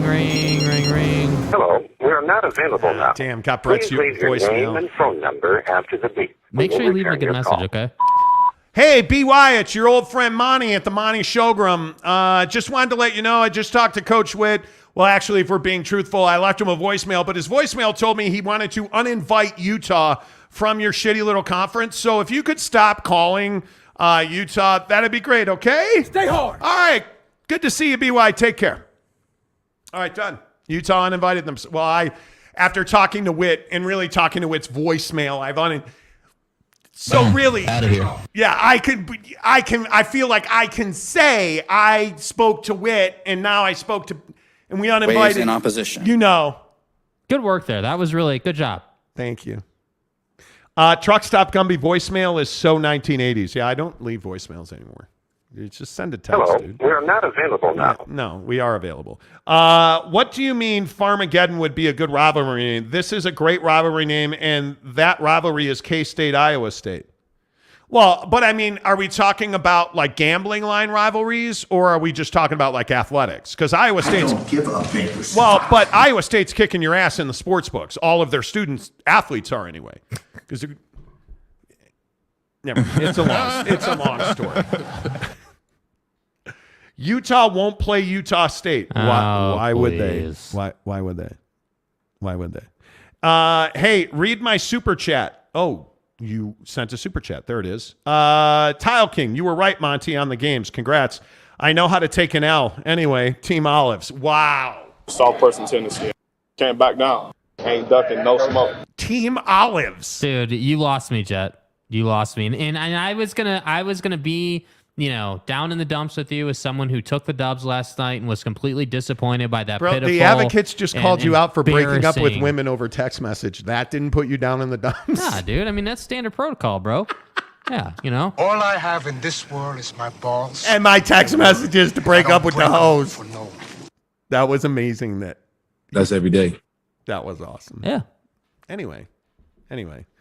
We'll do Monty Makes You Money later. Hey, Monty. You'll get another chance. Jacob DeLambo, what's up, man? Still don't help that Utah leadership views the Big 12 as a downgrade. No, it doesn't. And I'm telling you, without naming, are you going to die over there? Yes. I've told you how to do this, right? I'm Shiva, the god of death. Here is how you fix your hiccups. I don't have hiccups. Yes, I you just do. had a bit of a cough. No, you That's have. all. I'm Admit good. that you have hiccups. You're Admit so it. fucked. Admit it. No, I'm not going to do it. No. You have hiccups the way I have gas. No. Okay, I won't give you my hiccup cure. That's fine. We have spoken. Wow, we have spoken to the top of the totem pole at Utah. Yeah. And I would agree that they view the Big 12 as a step down. And I think it is 100% based on academics. I think that's the reality of it. I don't think it's something where, and this is just my general belief about the Pac-12 as a whole. I don't think the Pac-12 looks at the Big 12 as like, oh, that's just that crappy conference to the east. Screw them. Let them go play football with the Mormons and see how they like it. Garbage. I don't view it that way. The way I view it is I think that the Pac-12 views itself as intellectually superior. Mm-hmm. And I think academically, and I think AAU and all that stuff. And I think they like the group they have. And by the way, what's not to like about the group that they have? But the problem is athletics matter on a large scale. Yeah. Because it gives you exposure and it gives you reach. Yep. And there's no way around it. I don't believe that Taylor Randall, the president at Utah, looks at the Big 12 and is like, screw them. That's just not the case. Yeah. I think they say, well, academically, it is significantly beneath the Pac-12. And it is. And it is. That's going to come back to get them. Right. But again, I don't disagree with that. But you're talking to a bunch of academics. You're talking to the academia. Yeah. And trying to convince them that they should take a step down academically. Let me see. Do I want to hang out with West Virginia and Oklahoma State? No. Or Stanford and Cal? I need about 8/10 of a second. I'm going to hang out at the farm with Stanford. Hey, did you hear about some guy yesterday? Some guy named Bob. Speaking of West Virginia, I mean, I know that the Pac-12 really likes to hang out with those folks, but yeah, how do you think the progressive Pac-12 viewed Bob Huggins' comments yesterday? But I think that's the issue. Yeah. I don't think they look at it as we're better than they are. Yeah. I think they say, well, we're smarter than they are. I think they definitely say that. Gabriel Boyce. What's up, Gabriel? Olympic sports matter all of a sudden? Oh, I think Olympic sports have always mattered. I don't think there's any doubt about that. I think when you look at Olympic sports and you look at what those sports represent, I think that they absolutely, I just don't. It helps. I don't view this as some slap in the bag, dude. Well, clearly I don't. Other people do. Oh, wow. Look at that. Where have you been, McCluskey? The mayor of Montytown, Mayor McCluskey. Utah Tech is a sleeping giant. They want the Pac-7. Wow, you're a jerk. I'm telling you now, Utah Tech. You know. The eye patch. Did I enter Spaz Radio? Apparently you did. Yeah, welcome. OS. Monty went there with the gambling. It's Iowa. Apparently every student athlete in Iowa gambles. Yeah, apparently. Renee Roca, olives greater than mushrooms, shrooms greater than olives. Well, that's very well stated. Except the part where olives are better than mushrooms, you know. Owen Lovell, Utah versus Utah Tech, the new Pac-12 rivalry, Pac-10 rivalry. There you go. Utah Tech, I'm telling you. Team Olives? No, thank you. Thank you, McCluskey. Geoff, what's up, my guy? Utah fans are much better at lighting blue wreaths on fire on people's front doors, which is something, I guess. Why would you do that? Monty Rant. Draper moms ordering olive pizza to draw the tile king their way. Olives on pizza. Teddy, you been getting some calls to do some plumbing work, you know? Yeah, if you could come and pipe me and Draper. Please. Up on the hill. Please. Renee Roca, Utah will lead the new WAC Pac-12. Utah, Rice, SMU, and the Mountain West merger. Dude, how pissed would Utah fans be if the Arizona schools, Colorado, and Oregon State leave the Pac-12 and you wind up merging with the Mountain West? This is a code 10 abort.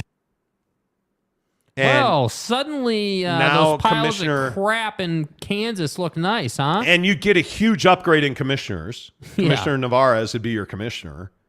But, dude, that would be tough to take. Oh, my God. Jeremy Callahan, 100% based on arrogance. Yeah. BYU will play anywhere, anytime in Utah. I think they will. I don't think Utah's ducking any smoke anytime soon. Nope. I just don't. I don't see that. Ain't ducking no smoke. No, they're not. Greg Romano. Utah does not want Oregon and Washington in talks with the Big 12. No, it does not. McCluskey says Utah State would love to be in the WAC. You probably would. By the way, hey, McCluskey, did you see you made the all-defensive first team in the NBA? Ain't ducking no smoke. Can't back down. Everybody's favorite airport weed carrier made it. Yeah. Jam on my jelly roll. Monty, Jake might have a hairball in his throat. He is dating. No, not doing it. Gary, how is the 12 a step down? Those are damn good schools. Not academically, they're not. No. Mick A, I spend a lot of time at truck stops. I've heard that about you. Mick the Lot Lizard. Sorry. McCluskey says Utah State's biggest rival is Bishop Sycamore. I hear that. Dude, where have you been, bro? I missed these jokes, bro.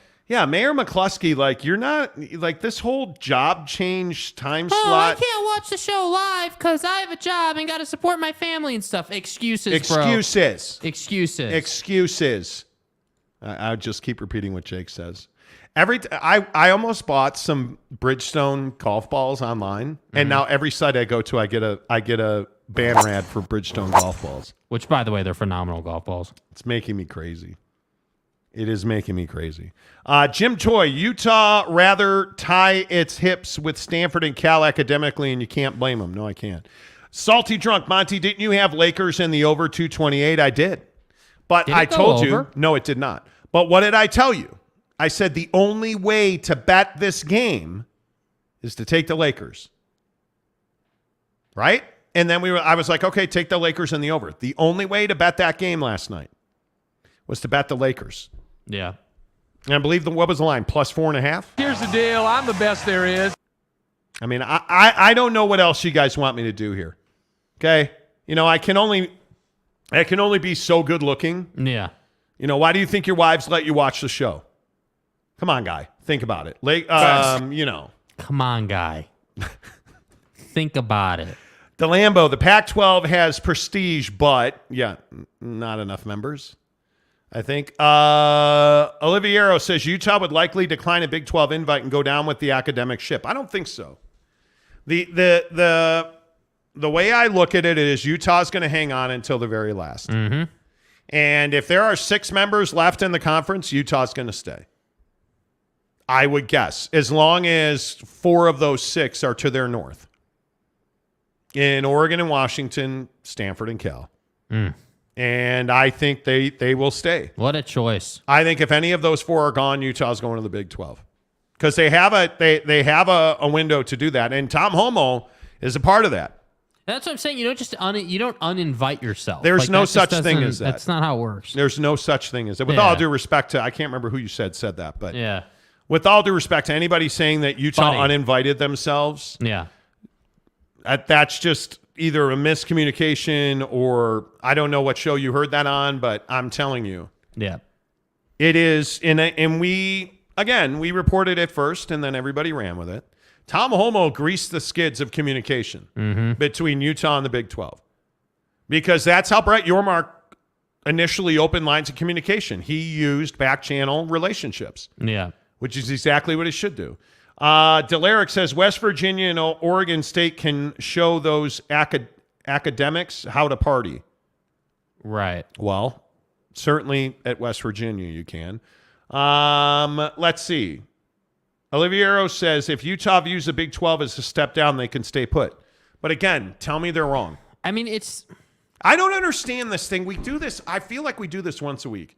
Yeah. Why is it confusing academically? Yeah, are you really it's telling not me? Confusing. Are you really telling me that the Big 12 is not a step down from the Pac-12 academically? You're really going to fight that fight and die on that hill because the numbers say you're a liar. Yeah. Or at the very least, you're wrong. But this is a propaganda point, and I'm so tired of the misinformation and the BS. And if you think that the Big 12 is on par academically with the Pac-12, you have no idea what you're talking about. That or you're just spreading lies. Because I'm telling you now, they're not. Yeah. They're not. The Big 12 academically is significantly behind where the Big 12 or where the Pac-12 is. There's no doubt about that. Yeah.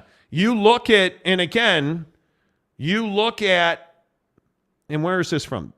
September of last year, the Big Ten had the number 1 ranking at 56th in the country. The ACC was second at 57th on average. The Pac-12 was third at 97th on average. And Utah was 7th in the conference behind Stanford, Cal, Washington, Colorado, Arizona, and Oregon, who is tied with Utah at 105th. And then comes the SEC at 109th. And then comes the Big 12 at an average academic ranking of 148.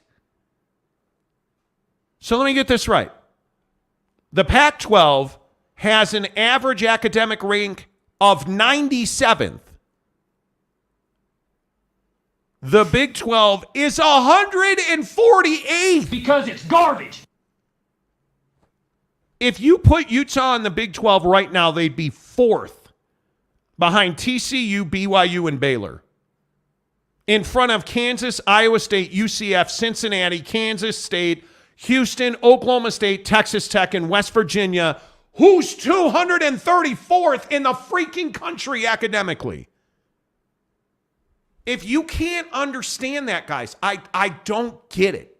I don't get it. On to Cincinnati. Am I saying that's right? No. But you look at the research and you look at the research institutions, you look at the AAU members, like there's nothing to talk about here. The Big 12 is light years behind the Pac-12 in education. Come on now. Yep. Come on now. Like, how do we even argue that? How do we even argue that? Greg Romano, to paraphrase Monty in February, this is about athletics, not academics. Well, no, I think for the Pac-12, it's always been about academics. Yeah. Always.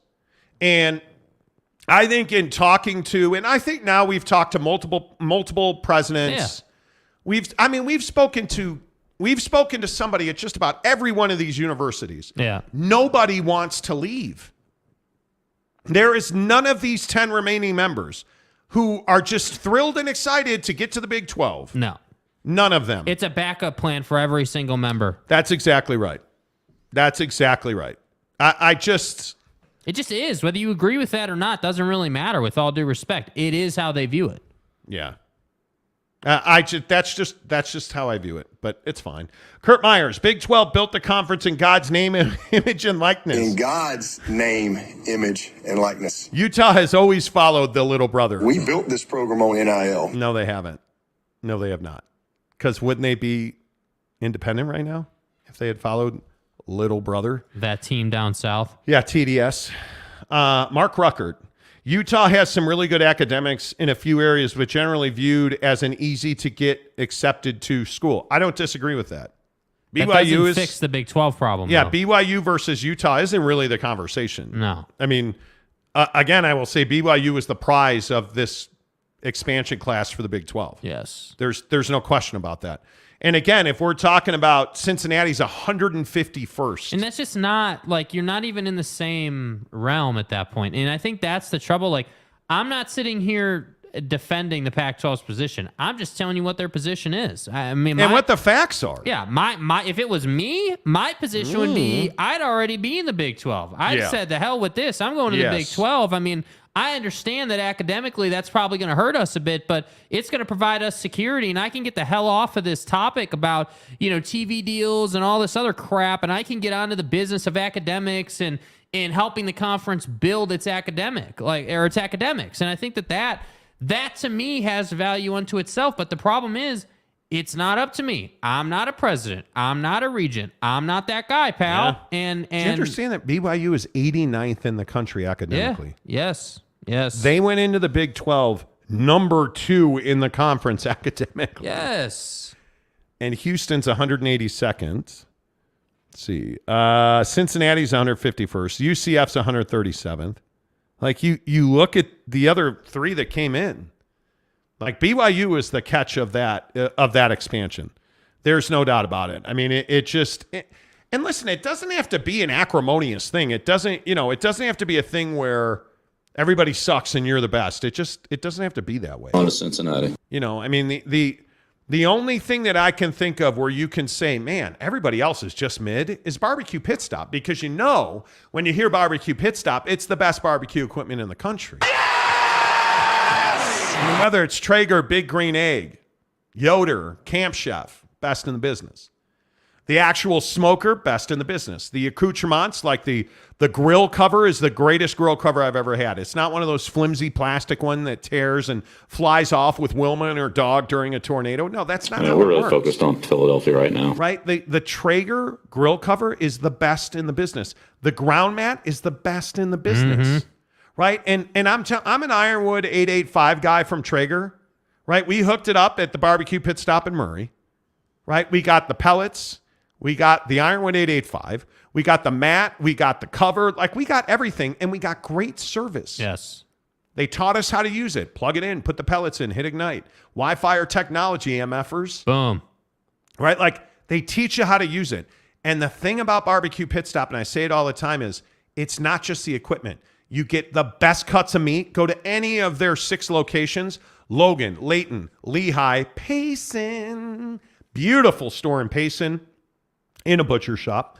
You had a brand new grand opening in the Jeezy in St. George. And, of course, our friends in Murray on State Street across from the mall. Like, for real. Any of their stores, great service. Chat with them online, bbqpitstop.com. Great service. Ask them questions.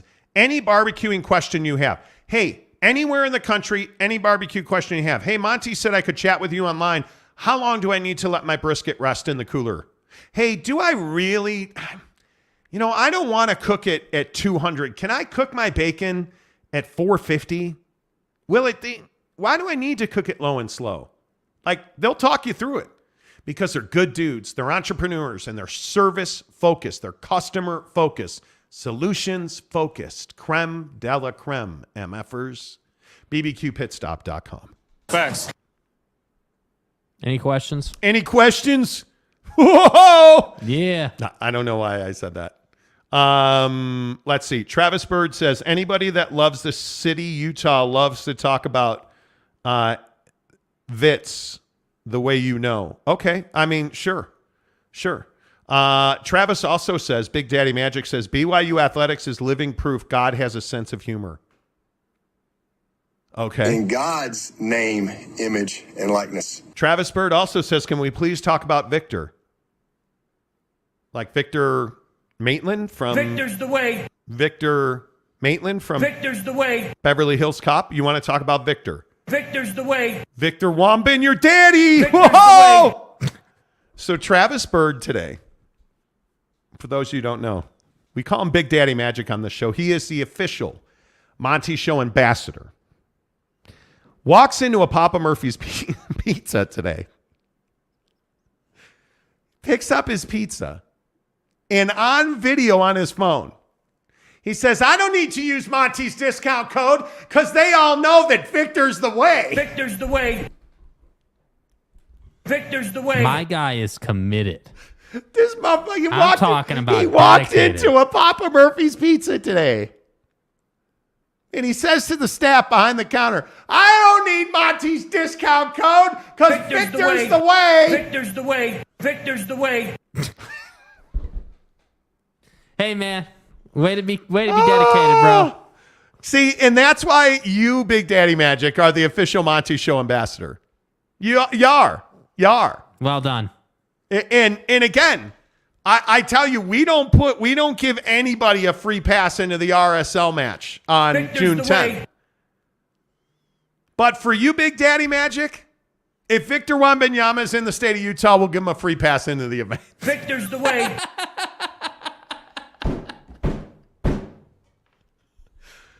All right.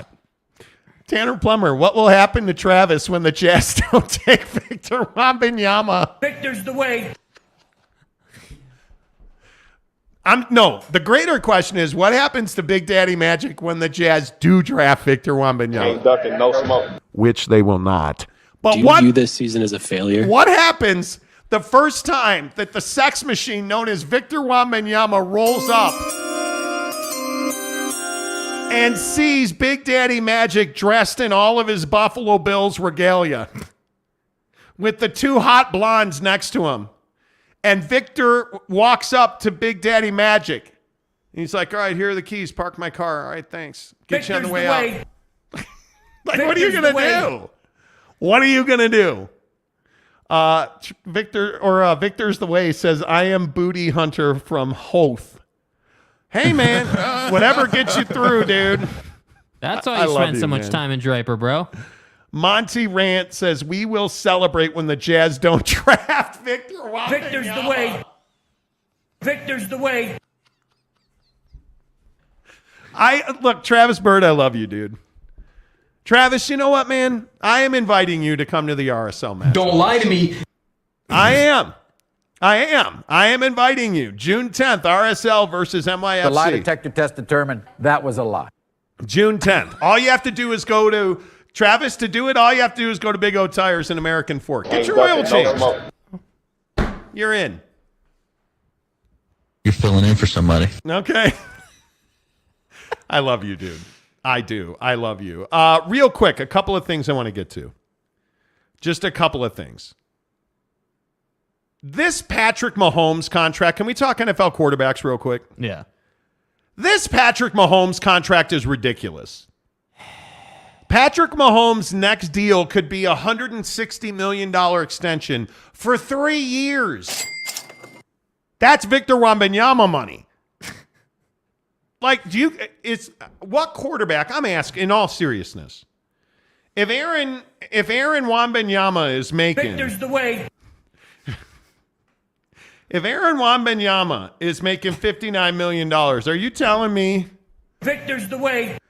Are you telling me that Patrick Mahomes-Banyama isn't worth $53 million a year? Are you serious? Stupid-ass questions. They are stupid-ass questions. If you're the Kansas City Chiefs, they're talking about giving him 3 years and $160 million guaranteed by the time training camp opens. Yeah. Would you do that? Yeah, I mean, I would definitely offer it to him. I think the conversation from Kansas City, from the organization side, is hey, this guy's won a Super Bowl. This guy's done. He hasn't left a doubt. I mean, he's done everything that you would want him to do. And so from their side of the conversation, they're not going to let this thing get anywhere near where Lamar got with the Ravens. And they're smart for that, in my opinion. Absolutely. The guy should never play for another organization. Like 100%. He should be a Chief for life. And so if you're the Kansas City Chiefs, I 100% understand this. But the real balls of the conversation is Patrick Mahomes and the choice he has to make here, because ultimately the question is, do you want to win or do you want to get paid? Because you've won already. So do you want to go and chase Brady, which I think is noble, I think is the right thing to do, or what I would do? Or do you just want to make as much money as you can, which I also think is fine. And I don't have a problem with that. Yeah, but I think you need to understand, if you're going to try and get paid whatever we just said, $53 million a year on average, you need to understand you're not going to be a Super Bowl team at that point. Bro, that's a lot of scratch, dude. Like, I don't know how you go about that. But I think in all that's honesty, the question is, and that's what I'd love to hear in the comments section. Are you taking the money? Or are you taking 30 a year, let's say, or 40 a year, whatever that lower number would be, to go out and win? That's the question. I think if you are the Kansas City Chiefs, you give us $5 for the Monty Show Golf Fund like N Donuts did. Okay? But I also think you need to pay Patrick Mahomes, and you need to keep him as the highest paid quarterback in the NFL through his prime years, because you cannot have this Aaron Rodgers BS. No. You just can't have it. And I know that's a lot of jack, dude. I totally understand it. You're Aaron fucking Rodgers. But how many teams are quarterback thirsty in this league? Do you guys want an indication of how many teams are quarterback thirsty in this league? Joseph Lee Burrow. The Washington Commanders allegedly reached out to Andrew Luck and asked him to come back. How do we know this? Because the Indianapolis Colts are looking for a league tampering investigation into the Washington Commanders, who wanted Andrew Luck's broken down, dead barnacle of an ass to come out of retirement to play for them. Which, by the way, if the phone rings and you see Washington Commanders, do you answer it? With new ownership, yes. Under old regime, no. I don't. This is crazy. Are you serious? Are you serious that teams are so thirsty for a quarterback that you're reaching out to Andrew Luck, who has lost how much weight and muscle now? He looks like a shell of himself. What do you bet? I mean, you can't be serious that you're reaching out to this guy. Like, do it's you crazy. even live? It's crazy. And then we're going to sit here and debate whether you should pay Patrick Mahomes $53 million, 160 guaranteed. I understand why teams pay Aaron Rodgers $59 million to go on darkness retreats. I do. But if you look at these, you paid Buddy 50-something million bucks to go on a darkness retreat, bro. It's crazy. Couple other football stories. Did you guys see this thing on over/under win totals in the Pac-12? Did you guys see these numbers? Let me ask you something. Do you see Colorado all the way at the bottom? Their over/under win total is 3, then how are they plus 30,000 to win the college football playoff title? And how is 8% of the money coming in on Colorado? It's the cowboy hat, bro. All hat, no cattle. That's what this is. Look at that graphic. Colorado is now plus 30,000 to win the college football playoff title, and 8% of the money coming into Vegas on the college football title is on Colorado to win. Victor's the way. Deion's the way. Victor's the way. Who's the idiot? Victor's the way. That's betting money, and I'm being serious. Bro. Colorado is plus 30,000, and 8% of the cash is coming in. Yes. On Colorado. Okay, now I am a noted slurper of Deion Sanders. I'm a big fan of what my guy's doing up at Colorado. I'm not a big fan to the point of plus $30,000 lines, dude. Which means bet 100, win 30,000. If they win it all. So you have very little to lose, right? Like you have very little to lose. Well, and the thing is Vegas has lots to lose, obviously. And this dude. That's why I think there's so much money coming in on, because it is so rare.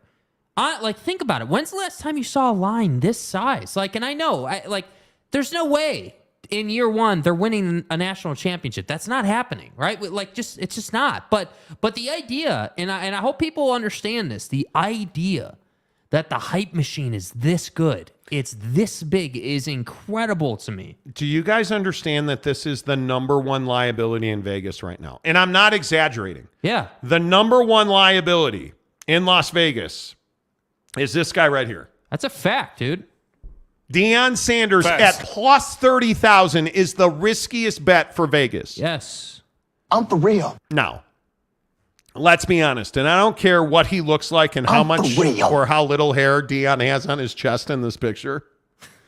He's not winning the college football championship. Please. So you're throwing your money away.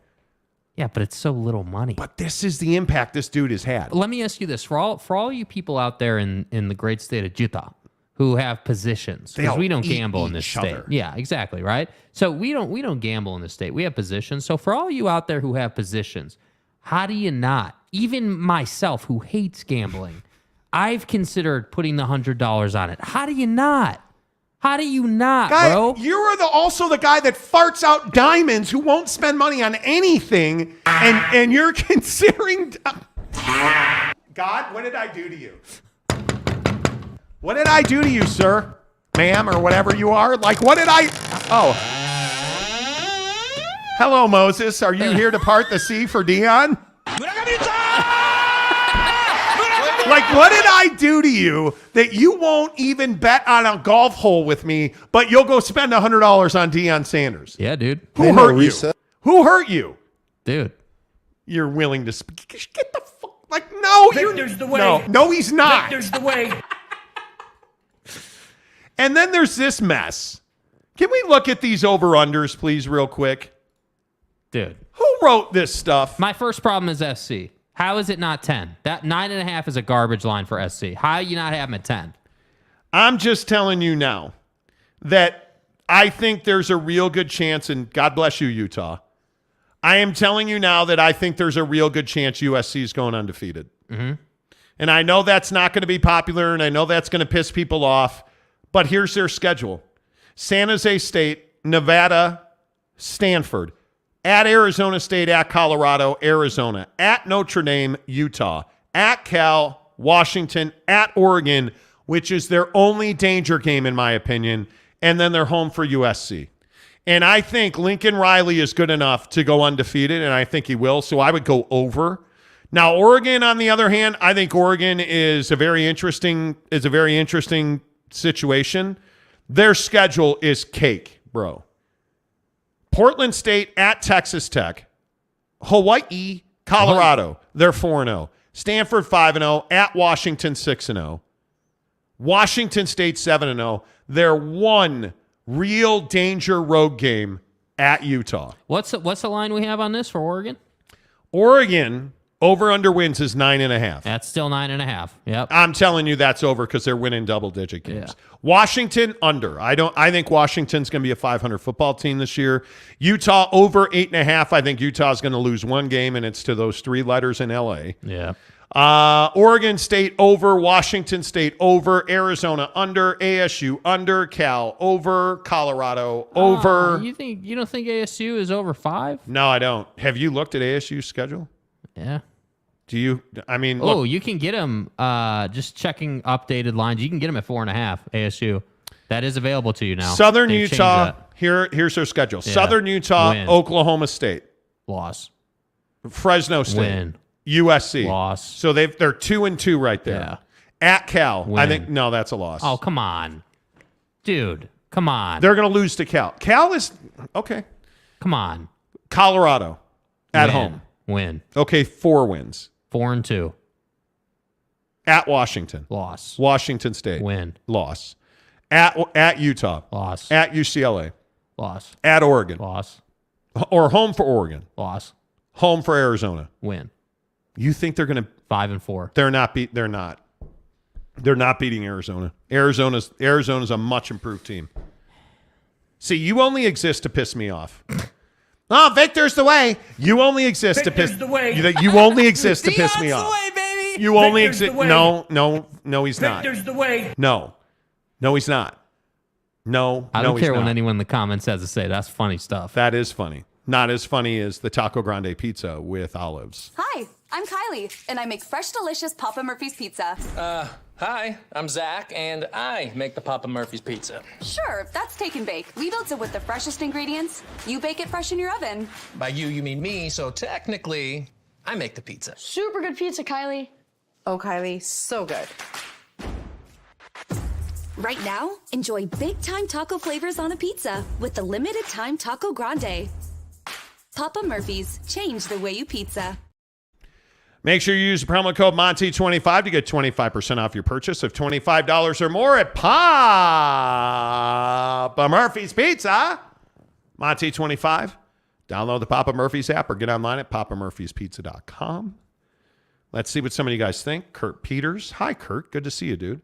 Prime still working that portal. He is. Ron McClure. How the heck are you? Utah will surprise again. Third time the bell. I look at Utah's schedule, and I think that one loss at USC. Mm-hmm. Florida, win. At Baylor, win. Weber, win. UCLA, win. At Oregon State, touch and go, but that's a win. Cal, win. At SC's a loss. Oregon, win. Arizona State's a win. At Washington, at Arizona. Those are wins. In Colorado at the end of the year. Oh, Coach Prime. All hat, no cattle. Victor's the way. All hat, no cattle. Mm-hmm. That's a win for Utah. That's a win for Utah. I think they're 13-1. By the end of the year, I think they'll be 13-1. Is that they'll be gotta 8-1. That's got to be, dude. If you're 13-1, that's got to be top 4 in the college football playoff. I think you're close. You got to be. You're certainly close. top 5. The problem is I don't have a handle on how good Oregon's going to be because I still don't believe that Bo's Nix is going to be that good.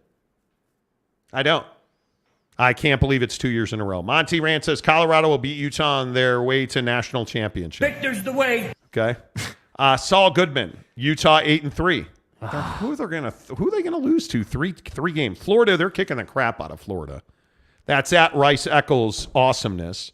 At Baylor, I think Utah's better than Baylor. Weber, no, bro. UCLA, not at Rice Eccles. That's gonna be a night game.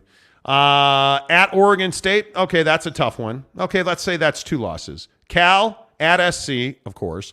Home for Oregon, you're not losing to Oregon at Rice Eccles. No. Arizona State, nah, bro. Washington, I think Utah's better. Win. Yeah, that's a win. Utah's better than Washington. Yeah. Arizona and Colorado, nah, dude. I think 2 max. I think they're going to lose 1 game. I think they are going to lose 1 game. Yeah. I mean, you don't have the team. I mean, you got Braden Daniels drafted. Dude, they're good. They're deep. They're talented. They're well coached. Yeah. I can't see him losing 3. Mapes, what's up, Mike Maples? Oh, I'm sorry. Did we interrupt your life? I'm kidding. Mapes, Utah loses at least 1 game every season to a team they should roll. Well, you ain't wrong about that. Yeah. Shooter, Texas.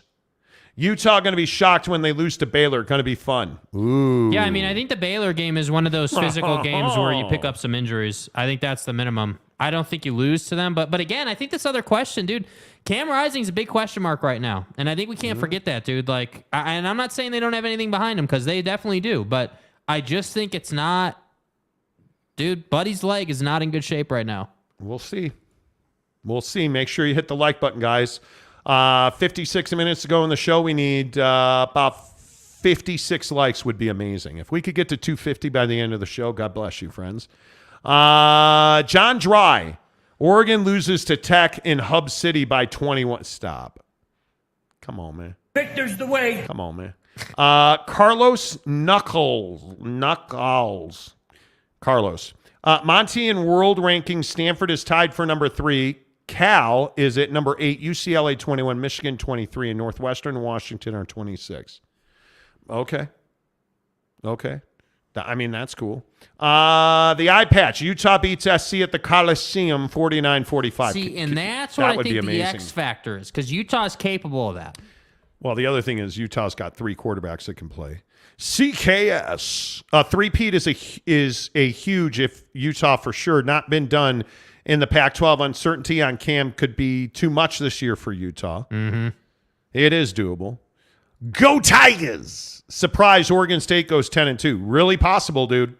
That home field advantage is legit in Corvallis. I think this Big 12 Oregon State connection, Oregon State's got something to play for, man. John Dry, Oregon loses to Tech in Hub City by 21. Never going to happen. Jet Wayman, the Tile King of Utah. I agree. Utes going to go 13-1 or 14-0. I would agree with that. Truck Stop Gumby. Them's fighting words. Okay. Gary says 8.5 for Utah is disrespect. Agreed. Yes, it is. Agreed. I take the over on that every day, easy money. Yes, I would agree. I mean, if you're going to have SC at 9.5, certainly Utah's got to be at 9.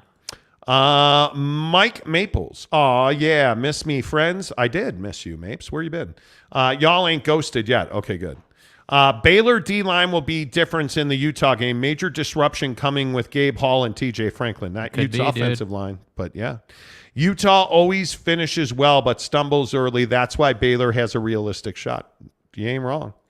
Monty Rant. Utah is getting Victor in the transfer portal and will beat USC. Victor's the way. From what I understand, he's a phenomenal tight end. Phenomenal.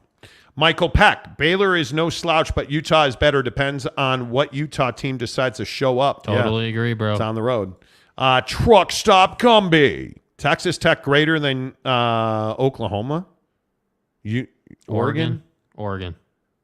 I think. He does mean Oregon. Yeah. I don't know. Because Oklahoma's OU. Yeah. Yes.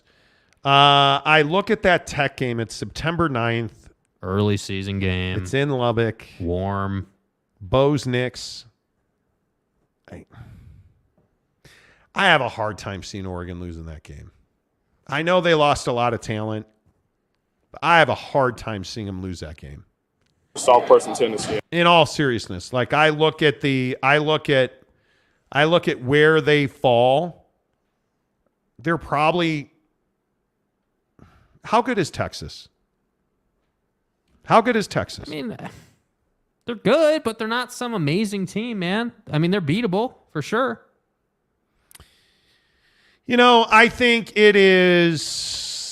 The biggest question about Oregon is going to be Bo Nix. He has another new offensive coordinator because Dillingham left. But Dan Lanning did a phenomenal job there. You know, like I just Will Stein's a good quarterback or a good offensive coordinator, but that's a new system. You know, like I look at, Trayshawn Holden from Alabama, I think is going to be a must. That's a guy that they've relied heavily on. But I also look at Washington, and I think Washington is probably I don't see them being the same 11-2 they were. I don't. And I know that Michael Penix Jr. is back, and everybody likes to get naked with Crisco when they hear that name, but that was probably too much. Crisco olive oil. Who's counting? Same thing. On, and now you can get olive oil in a spray can. Yeah, come on. It just makes your life easier. It's a cleaner process. Let's see. Gary says Oregon may be our blackout game. Well, better be. Can't have nobody dropping that ball on a 2-yard line. Yeah, I mean, what are Oregon fans going to do now that they can't drop, Mormon bombs on BYU? I don't know. Kurt Peters says, I use Pam. No, it's non-stick. Lower flash point, too. A little more friction. Quote, lower flash point. DeLambo, Victor's ankles are so small he'd break them playing pickleball. Victor's the way. That drop is going to get worn the fuck out. I guarantee it. Rick Forrester. So all the Pac-12 schools are beating all the Big 12 schools. I think there's a good chance of that. Listen, we can have any of the arguments you want. The Pac-12 was far better than anybody expected in football last year. And I don't even know that you have to make much of an argument to say the Pac-12 was a better football conference last year. Yeah. Until Chaboy in Stillwater gets his head out of his ass. Stillwater. And really what I should say is until he gets the mullet out and starts winning football games. I'm a man. Because, again, the real question here is, can Kansas do what Kansas did last year? I mean, I'm a believer in K-State. I think TCU, inarguably. But what is Texas this year? Can anybody really say that Texas in November is top 5 teams in the country? No. Because I have a real question about that. Because I think Texas, one, good luck replacing Bijan Robinson. Like, that's going to be incredibly difficult. I mean, you've lost talent in this year's draft. There's no doubt. I mean, and I think obviously you lose talent every year, but Bijan is special. I mean, you're getting 9 guys back on offense, and you're not starting Manning. You better win. Because I also think that this is it for Sark. And I think that defense at Texas is coming for you nuts. Like, that defense is coming. That's going to be an aggressive hitting, good luck. You're going to need an orthopedic surgeon after the Texas game. Mm-hmm. I think that's what they're going to be defensively. Yeah. The offense had better put out. Because if the offense doesn't put out for Texas, Sarkisian's going to lose his job. Yeah. What a loser. And frankly, if Texas disappoints again, shouldn't Sark lose his job? Yes. I think he probably should. Spinal. Right? Yeah, he should. I mean, that's a program that needs to win. Taylor Gilstrap. Texas Tech is looking ready to reload and shoot like they are living in the early 2000s. We're talking about football, right? Oregon is going to get embarrassed. I don't think so. Big upset will be Houston beats Texas in Houston. Well, don't say I didn't warn you. By the way, has anybody paid attention to Hook 'em, bro? Has anybody looked at Texas's schedule? Rice, who we all know is a little anyway. Rice at Alabama, Wyoming at Baylor. No, I thought you said. So wait, your first month, bro. You're going to Tuscaloosa. You're going to Waco. Home for Kansas, the shootout at Houston on October 21st. Oh, by the way, did I mention that you got to go to TCU and to Iowa State? And listen, I know those kids don't prepare well in Ames because they're always in the sports books betting on sports. I should probably stop with that. Hey, you're not wrong, though. But my point is that's not an easy schedule. You're so fucked. Texas's schedule.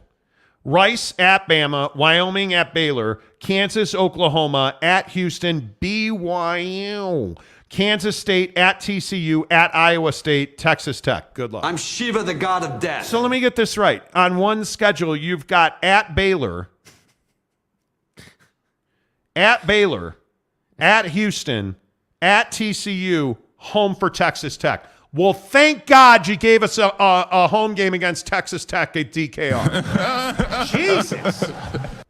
For the love of all things sacramental and stuff. In God's name, image, and likeness. Right. Good luck.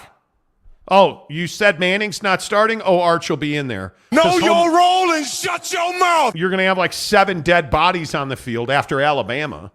Who's, by the way, anybody that thinks that Nick Saban's not looking for Oh, Buddy's coming, dude. Yeah, he's tired of hearing about Georgia, and he's tired of hearing about last year in Austin and Texas and how come, bro? I broke my back. Nah, man, you're not leaving Tuscaloosa intact. I will change a pipe. Yeah. Where's McCluskey been? Which team gets the most preseason hype and never lives up to it? USC or Texas? Colorado. Okay, well, this year it's Victor's the way. Victor Wembanyama. Victor's the way. Colorado by far, but I think Texas every single year. Yeah. Outside, although I will say, before Lincoln got there, SC is legit. That's a legit point. Yeah. The Optimist. BYU is ranked way ahead of my Utah Utes in every university academic ranking service. We should run to the Big 12 before we end up back in the Mountain West. Go Utes. I think you're being sarcastic. Michael Peck, Colorado. Seriously, Peck. Victor's the way. Greg Hawkins. Notre Dame is the most overhyped team year over year. Texas is a close second. Notre Dame has not been hyped since, Since someone got Manti-Teo'd. Yeah, Manti-Teo'd. In God's name, image, and likeness. Since, Lene Kakua or whoever. Don't you know who I am? Since she tragically passed, Notre Dame has not been hyped. Texas is no victor, but they'll do. Victor's the way. He walked into a Papa Murphy's and said, I don't need Monty's code because Victor's the way. Victor's the way. Legend. Stop it, Dan. I'm a huge Notre Dame fan. Rudy. Victor's the way. Victor's the way. Do you know how much of a lie that movie is, by the way? You must know that. All right, couple more. Carlos Knuckles says Washington is a better team than last year, and Utah loses to Washington as well. Okay. Victor's the way. Okay. I should have never let you put that in. Oh, wow. I shouldn't have said that either. Yeah! Let's go, baby! Oh, For somebody. Should have never let you put that in. Which is what Tiger Woods' girlfriend said. Okay, somebody needs to help me with this. Because, first of all, why would you date? And I'm asking for a friend. Right. Mm-hmm. Because I don't understand this. Why would you date Tiger Woods? When you ask them that question, you may get a very unusual answer. Now, I go back to Lindsey Vonn on this. Because Lindsey Vonn is a goddamn smoke show. Yes. And I'm just curious. Because this girl that we're talking about, with all due respect, This case is empty. is not Lindsey Vonn. Empty. The opposite of full. So I'm just asking here. If you are a mildly attractive young lady, tell me why you're dating Tiger Woods. Now, I understand why you would date Prime. Who does that? But why are you dating Tiger Woods? And there she is at the White House with Tiger Woods. She's an attractive girl. But you knew this was going to end poorly. So if you don't, I said, yeah. If you don't know the story, Tiger Woods allegedly, according to documents filed in court by this now ex-girlfriend, right, Tiger Woods begins a relationship with this woman while she's the manager of his restaurant. Okay. He says to her, allegedly, I will fire you if you do not sign this NDA and we will not date. I really don't care if you think it's sus. Well, let me sign that, sir. She claims she signed it under duress of sexual harassment and abuse. Never. Allegedly. One thing leads to another. They start touching private parts together. They start living together in his $154 million mansion in Palm Beach. And then all of a sudden she doesn't want to leave the house because she thinks he's going to break up with her and change lives. And then Tiger's staff comes to her and says, oh, hi, girlfriend. Tiger would like to have a short weekend romantic getaway with you. Just so you can go to Pound Town. Let's pack your shit and go to the airport. Kitty Cat Juices is not all over the place. So naturally, she's like, okay, great. I want the long shaft driver, please. Victor's the way.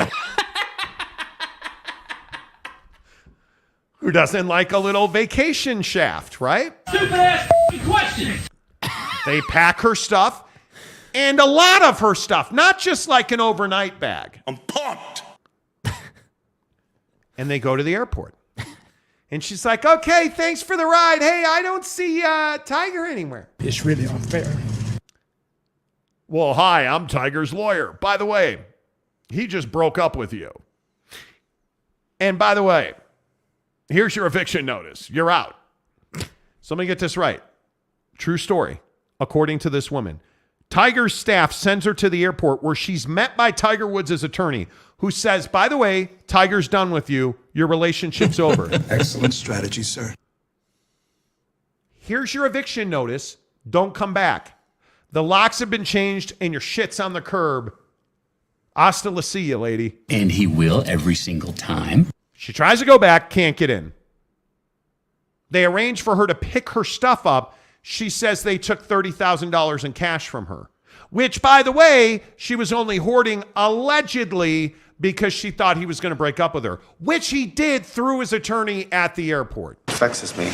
And now she is suing to get her money back, and she wants to be compensated for emotional distress. The ink isn't dry yet.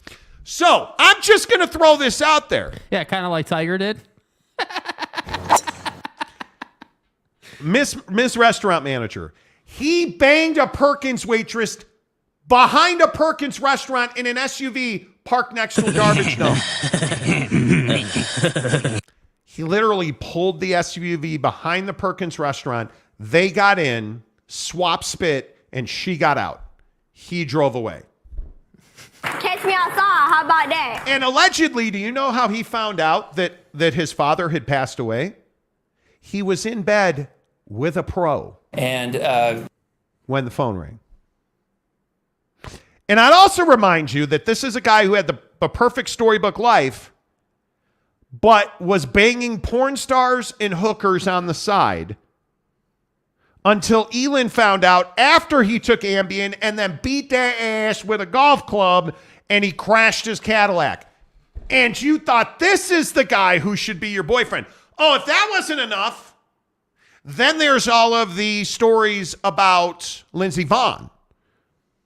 Now, I know what Lindsey Vonn looks like naked. Do you know how I know that? Yeah, because Tiger's phone was hacked and all of her nudes that she sent him were released out into the atmosphere. You want to? Then he allegedly cheated on her, so she dumped him. So wait, hookers, porn stars, Perkins waitress, because by all accounts it was only one, Elin, Lindsey Vonn, and you're a restaurant manager and you think this is forever. I don't give a baker's fuck. Okay. You're not smart. Because I'm just going to, and this is a rule that I apply across the board. You know. Listen, friends. When you know the dude and you still decide to date him and he does you dirty, can you really then file suit for emotional distress? You are not the guy. You really, I'm sorry. You think you have credibility? Are you out your goddamn mind? It's a wrong question. You knew who this guy was. Facts. Right? You knew. Facts. That Jake, if you're dating Jake, he's going to break up with you by text. Bet you weren't expecting this one. You've been there. You know he's got no balls. He's breaking up with you by text, right? I'm for real. Probably too much. I'm for real. Or TMI. I'm for real. That's how you look at it. They texted. But you know who this dude is. Yeah, I think that Mr. Woods, Tiger, go Tigers. Tiger has this affinity for winning over the hearts of the ladies, getting that pipe on. No, he likes sex. He ain't got no heart winning. No, but it's the game. Right. It's the game. He has one live at the crib, and he's got multiple other ones out back of the freaking Perkins. What he likes to do Are you serious? is meet them, win them over real quick, pipe them, and move on to the next one. That's what I'm saying. Yeah, that's what he does. Why would you ever date this guy? I don't understand it. Kurt Meyer says derek on the Inquirer at the Monty Show. Correct. Derek Myrie says, hell no. D-Rock, sounds like the Goodfellas movie. It does. Travis Bird says, thank you for playing that soundbite of me. It means a whole lot. Victor's the way. You're the dude. Truck Stop Gumby, I miss Perkins. Good burgers. Victor's and apparently the way. the fish sandwich ain't half bad. Victor's Kurt the way. Peters. You don't pay pros to come, you pay them to leave. Boom. Out of here. You notice Tiger never got outed by a hooker or a porn star. Nope. Never. Nope. You notice Bob Kraft didn't get outed by the people at the salon. Ain't no reset. You pay pros for privacy. You pay hoes for a settlement. I need a dick. Right? Like you do. What? That's the truth, bro. That's the truth, man. Big Jack 512. Tiger says, quote, is that wrong? It's not. D-Rock says, great pies are made at Perkins. Damn. I'm out. Damn. K. Nurin, with good QB play, BYU could be better than 6-6. Notice the inherent cougar reference in that comment. DeLambo, Tiger is always working on that swing. That's right. Sure is, man. C. Kaufman, they just that rich and famous lifestyle. I think they just don't care. No, well, because why does he have to care? I have been a rich man and I have been a poor man, and I choose rich every fucking time. Kurt Peters, text breakups, very acceptable. Truck Stop Gumby, Jake texting redheads behind Perkins. That's right, T. Jansen, Tiger likes to get deep in a lot of girls' woods. Yeah. Deep woods off. Yeah. Gary, Tiger is the real rowdy pipe her. Yeah, Get dude. it? Pipe her, See what he did piper. there? See what he did there? Rowdy Piper. You know. McCluskey, dating Tiger is like promising going on a nice quiet drive through Zion's with Jake. Yeah, we all know that ain't true. We all know. Congratulations, but that's bullshit. We all know Yeah, they ain't dude. no reset. No. Ain't no reset. Ain't no reset. Come on, man. Ain't no reset. Saul Goodman. When does Tiger get to the 18th hole? I don't need know. a dick and me. I'm not even sure he's on the back nine yet. The eye patch. Savage breakup, Tiger. You're the man. Like, is this Dude. something to be proud of for Tiger? Breaking up with a I girl don't by a think it's lawyer. something to be proud of. You sent your lawyer to the airport. It's like I said when Eric was on from the Advocates. It's cold-blooded, dude. Oh, my God. There is zero remorse in Buddy's You are actions. not a Now- nice man. Now, here's my question, and this is the only saving grace for Tiger. Yes. How much context do we not have about how crazy this lady was? Because that's the only other thing I'm wondering about here. Because I hate the problem is I have as what's Buddy's name at Arizona, Mr. Affinities. I have a certain President Robbins. President Robbins would say, I have a certain affinity with watching Tiger Woods play golf, right? Golf. And I don't want this guy to be a villain. The fact is he is a villain. Yes. But when I watch the guy play golf at Augusta with fake birds by CBS, I want to enjoy that and not think about him, straight piping the Perkins waitress, dude. I don't want to think about that, dude. piping I don't want to the think about that, Perkins dude. waitress. What I want to think about is, hey, man, can he put this within like 2 feet of the cup and he can birdie this par But 3? if you meet Tiger Woods, are you like, bro, can I get some advice, dude? Hey, You man, are not the guy. like, do you in Tiger? I just need a little advice. Do you pull the SUV back around and then have her get in, or do you have her walk out the front door and drive her back behind her? The rack attack. And are you looking for a slice, or are you just playing a fade? You know, I should stop. Greg Hawkins, it's never that cool to be litigious with an ex. No.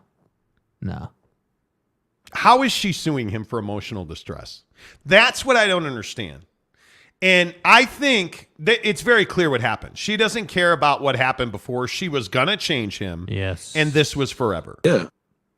And it was never going to be forever. Yeah. Tiger's not the guy. There are just some dudes who are always going to cheat on people. Yes. I think as men, you're a cheater or you're not.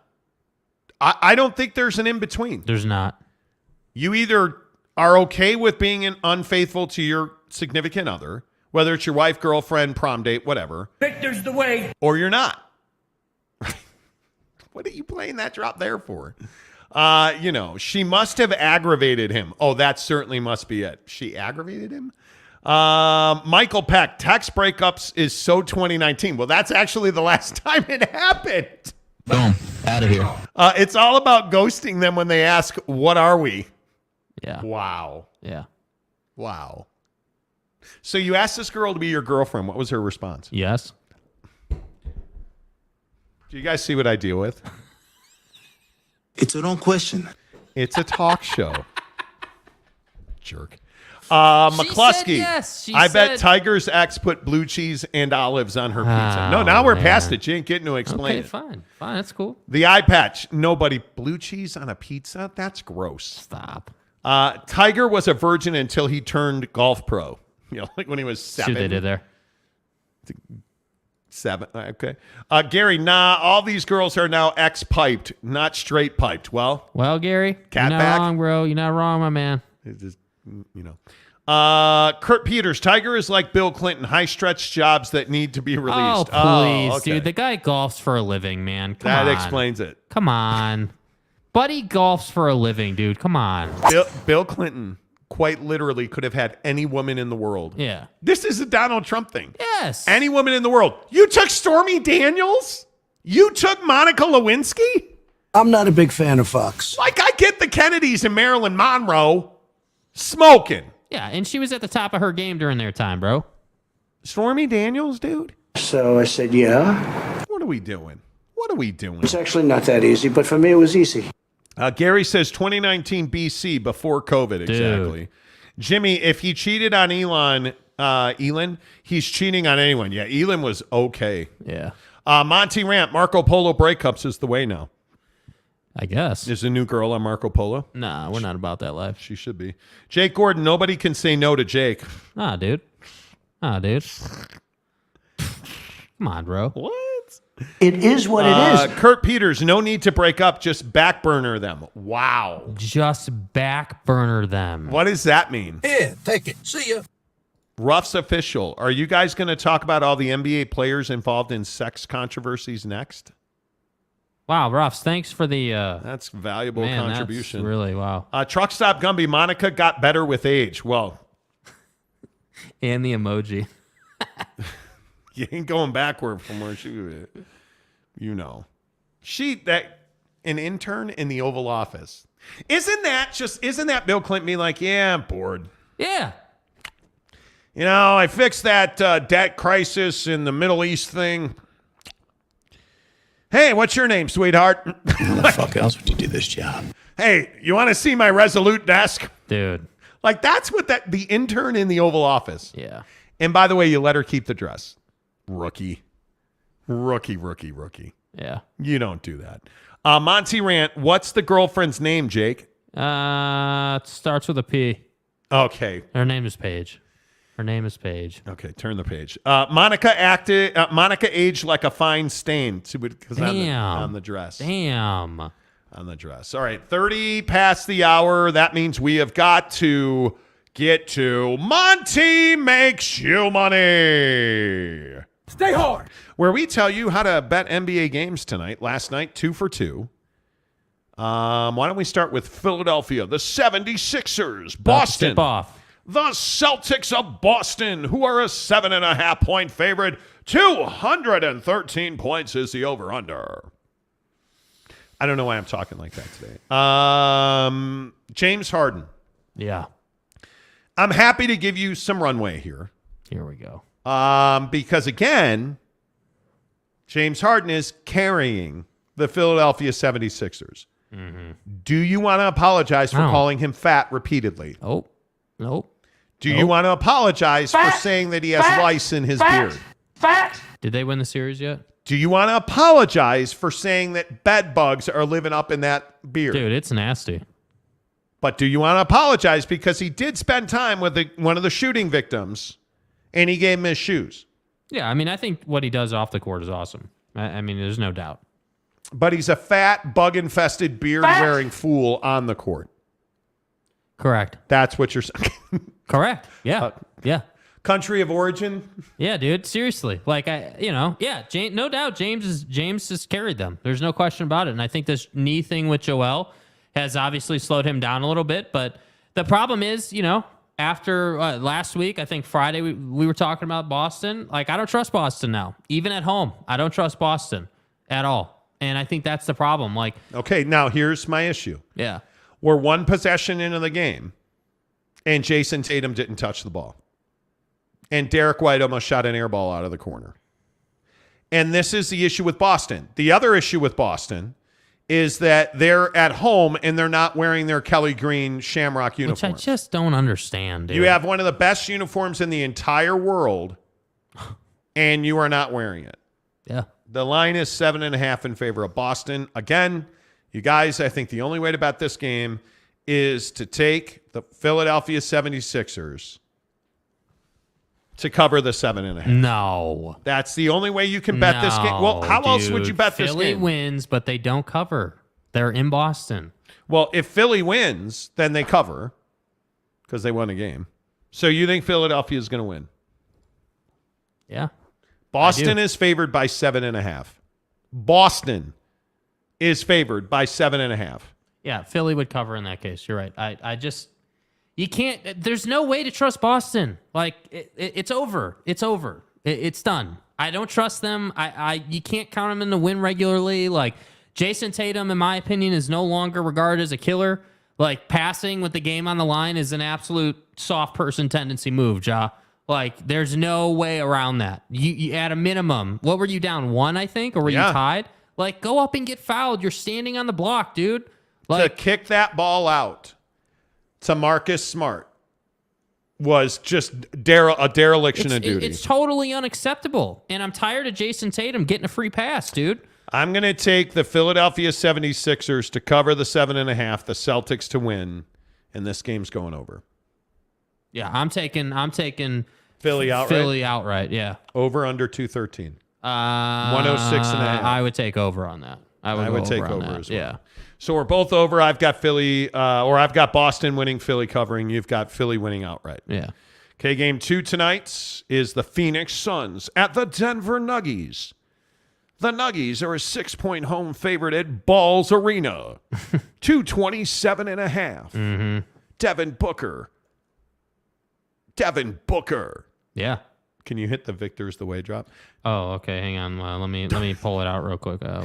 Jake's gonna. You should okay, probably hide the go kids. ahead. Devin Booker. Victor's the way. No, he's not. It's Devin Booker. Victor's the way. I think the Phoenix Suns are going to come back to earth a little bit in this game. How much do you trust Chaboy Kevin Durant? I mean, I think he found his stride last game, for sure. I mean, he looked a lot better. The jump shot just looked better. I don't know if he just found it or whatever, but it just he looked more normal. Like, he was making the shots you would expect him to make. So, to me, that series is at 2-2, correct? If I remember. Yeah, so like, 2. This is the game, if you're the Suns, where you want to win this game and then end it at home. If you're the Suns, that's what you're trying to do here. Here's the scary part for me. They needed Landry Shamet to have a huge game to beat Denver. And I just don't see that happening again. Landry Shamet is a nice little player. But is there anybody here who believes that Landry Shamet can do that again? And when they did get Landry Shamet to do that, they only won by 5. Mm-hmm. And again, Sex Machine was unbelievable. Totally agree. 36 points. But you got 19 from Shamet in 30 minutes off the bench, and he was 5 of 8 from 3. Yeah.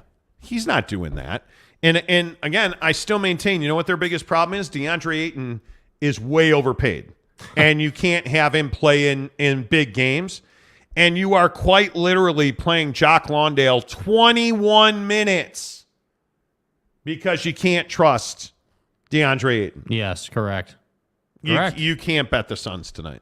You can't. I think the only way to bet this game tonight, you guys, is to take Denver and the under. I think Denver covers the 6, and we're going back for an elimination game in Phoenix. Yeah, I mean, if you're betting, if you're putting money on it, yeah, you have to bet it that way. There's no question about it. My opinion is, taking money out of it, I think there's a chance that Devin Booker could have one of those signature, like, career-defining games. I think this is one of those games, if you're Devin Booker, where you're sitting here saying, okay, we can't mess around with this anymore. It's a best of 3. We win this. We go home. We're good to go. And I like The same way that Jason Tatum was soft for passing on the last possession is the same way that Devin Booker has that opportunity tonight to continue, building that reputation of a postseason killer. And frankly, I really hope he does it. Honestly, I do. I think Book's going to be fine. I just don't trust the rest of this team. I don't. Amax says Bill Clinton turned the Oval Office into the Oral Office. Okay. Brandon Butler says, at this point, there's no one I trust in the playoffs. Shooter, Texas. Says, trusting Boston to win is like trusting Kamala to speak clearly and concisely on any given topic. Okay, I know where you stand. Thanks. Bro, can you stick to sports, please? Yeah, thanks. Jet Wayman says, nope, Boston wins by 10. Okay. Salty Drunk says, you sure, Monty? I'm writing this down. I think Boston wins, Philly covers. My confidence level in that is like 12%. Tyrese Maxey! Soft person tendency. Denver wins and covers. See, Jet, I agree with you on that. Yeah. I agree. The eye patch says take the Suns. Kurt says Denver at home covers and wins.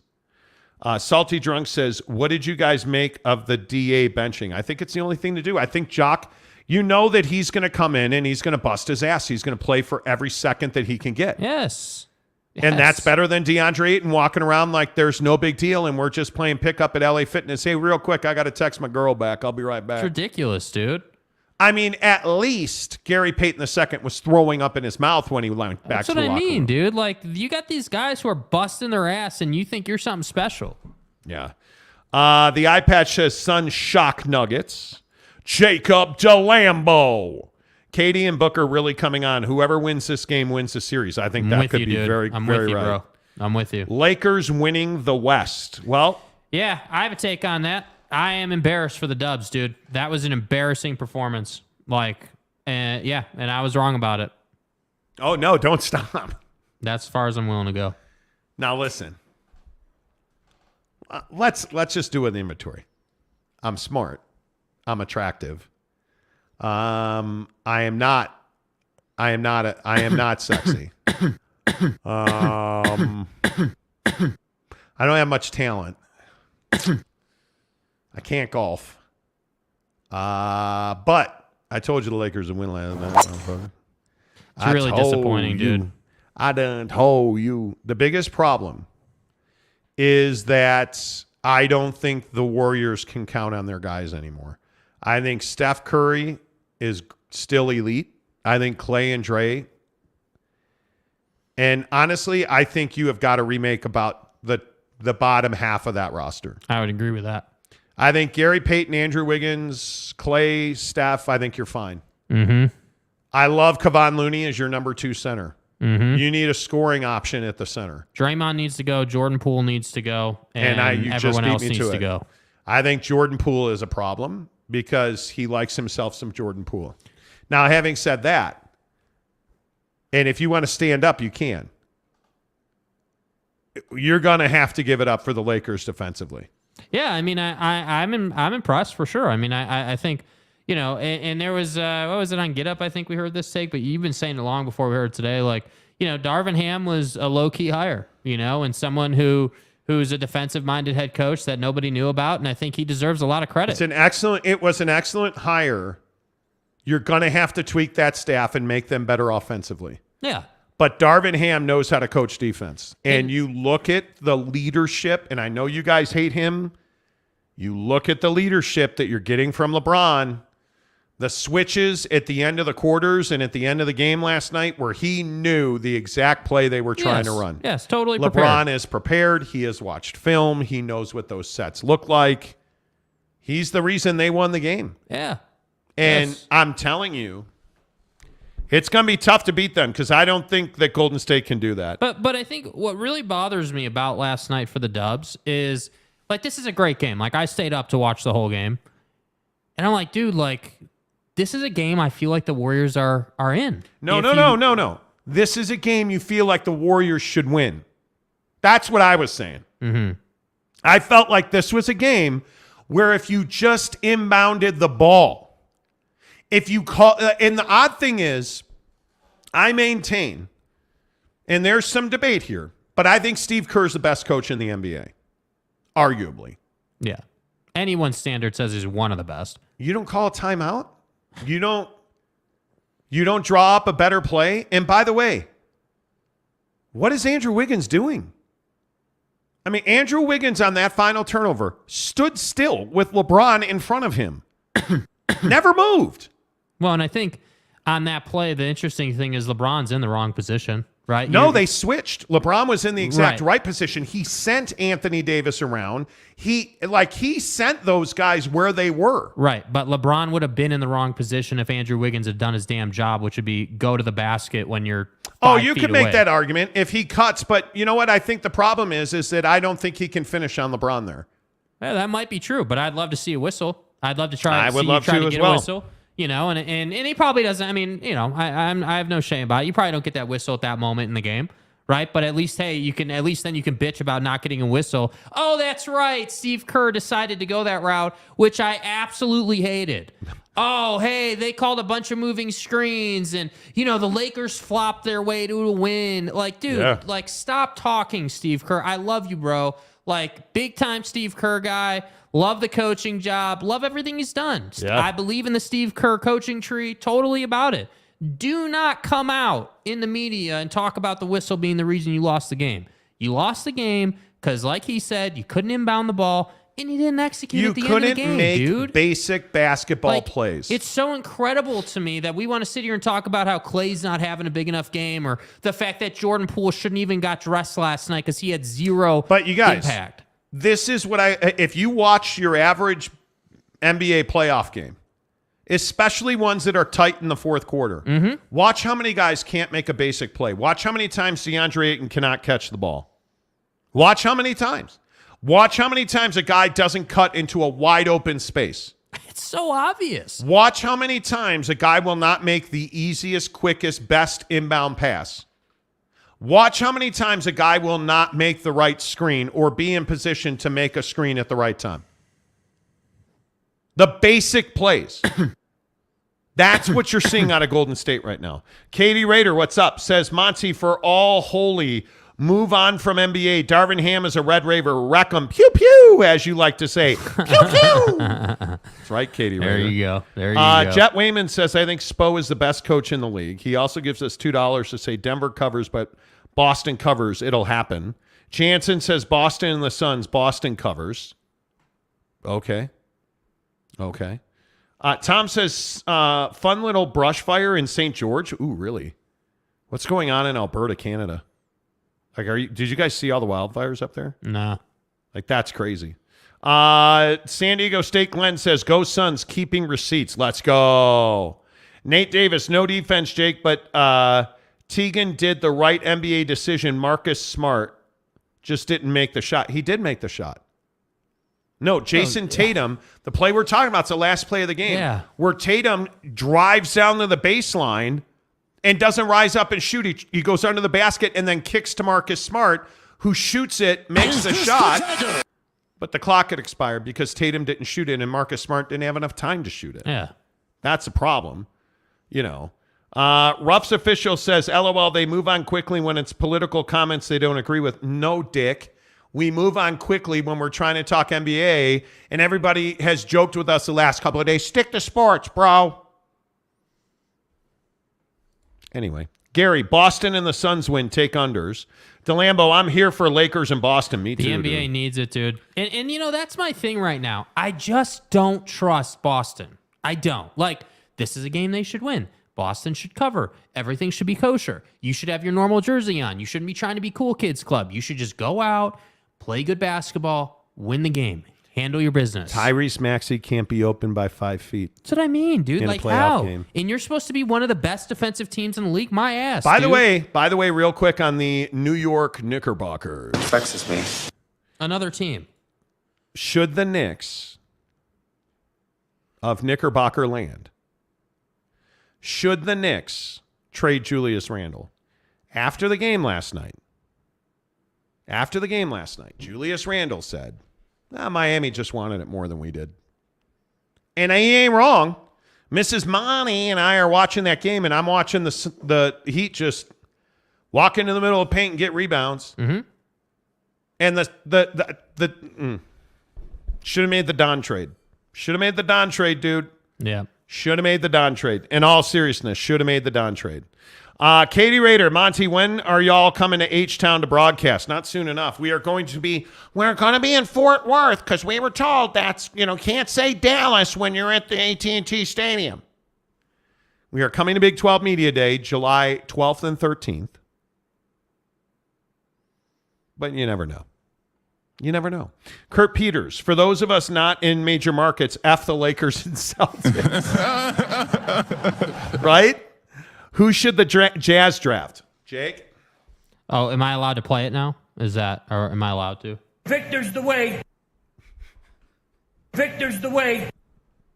Victor's the way. No, they precisely should not draft VW. I don't know because a week from tonight is the NBA draft lottery. Ask me a week from tonight. Hey, by the way, any love for the Blackhawks winning the draft and getting Connor Bedard? Come on. Seriously. Try not to mess it up, please. All right. With 10 minutes to go in the show. Mm-hmm. Make sure you guys get your Buckshot samples in the description below. Here's what they look like. Everybody was asking, what do they look like? This is what they look like. Super easy energy shot. Good, clean energy that lasts all day. Get 6 of them free in the link in the description below. Do you guys like fast food? And I'm just being serious. Mm-hmm. Because then we have to get back to a topic about having sex when you're 79. Right. Wait till you hear that one. Jake, do you like fast food? I don't like the basic. I don't like McDonald's level fast food. Like if you're asking me about Five Guys, yeah, I like Five Guys a lot. Yeah. Like I like Cafe Rio, like I guess, before the bug incident, Chipotle, right? Like, there are levels to it. I don't like Cane's. I don't like basic. Cane's! I don't like basic, terrible $5 food. No, I don't. So you don't like Cane's at all. I agree. I hate it. Totally agree. Because there is a survey out from Eat This, Not That. If you don't read that blog, you're dumb. About the degradation of fast food quality. Right. And the degrading of fast food in this country. First of all, let's make no mistakes. I love fast food. You want to feed me a Super Chicks chicken sandwich twice a day, every day? Hell yeah. All day, dude. Now, do I do that? Day. I don't, because I'm fat and I'm trying to lose weight. Losing weight. And why am I doing that? Because I'm eating at home. Now, having said that, I love fast food. Jake's about to read a list of the fast food restaurants that get the most complaints about the quality of their food. So, starting from bottom to top. Starting from the bottom, now we here. Burger King is number 6. Who's surprised? Closing 400 restaurants across the country. Burger King, not my favorite.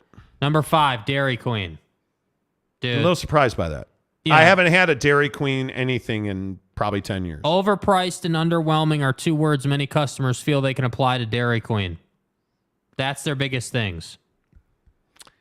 Yeah, I think This one's not going to make you happy, and it didn't make me happy either, just telling you now.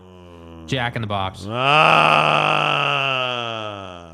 I love Jack in the Box, but admittedly, the quality of the issues include meals served with raw meat, salads with no vegetables in the container, food poisoning leading to hours of diarrhea. God damn it. You know the usual. The usual. That's now, number 3. Or by the way, that's number 4. And I'm just throwing this out here like Tiger Woods does. Right. But why are you getting a salad at a fast food restaurant? Precisely my question. Why? Why would you get a salad at a fast food place? Dígame. Like, why are you getting a salad at a fast food restaurant? It gets worse. That hurts. Okay. Number 3, Wendy's. Oh, no. I love Wendy's. Yep. One respondent said, every time I get Wendy's, I feel sick. Another said, Wendy's has declined so much that I don't eat there anymore. And still another person posted, last 2 times I ate there, I had to throw the food away. Okay, that's not the case. Yeah. I eat at Wendy's far too often every year. And I can, it's fast food. You might run into service issues. Okay. Dave's Double is the pimp schnizzle. Like it, and I don't know what the pimp schnizzle is. It's the Tiger Woods of. Thank you. Yeah. The Dave's Double French fries with a chocolate frosty that you can dip them in. Come on, man. Come on. Who are we kidding? So that was number 3. Okay. Number 2, White Castle. Yeah, White Castle sucks. But you knew that going in. I mean, it's White Castle. You're gonna get the runs. And number 1, the leader, McDonald's. Yeah. See, this doesn't surprise me. See, it doesn't surprise me. When we were eating at McDonald's, we only ate breakfast. And we would probably, if I ate there 3 times a week, I would get 2 wrong meals in the 3 times I ate there. Like the drive-thru's a disaster. Yeah. It's a disaster. Brutal. Greg Hawkins. Dairy Queen in the Philippines is just the milkshakes and blizzards. No other offerings. Wendy's is absolute trash. Dude, I'm telling you, the Dave's Double. Fries and a chocolate frosty.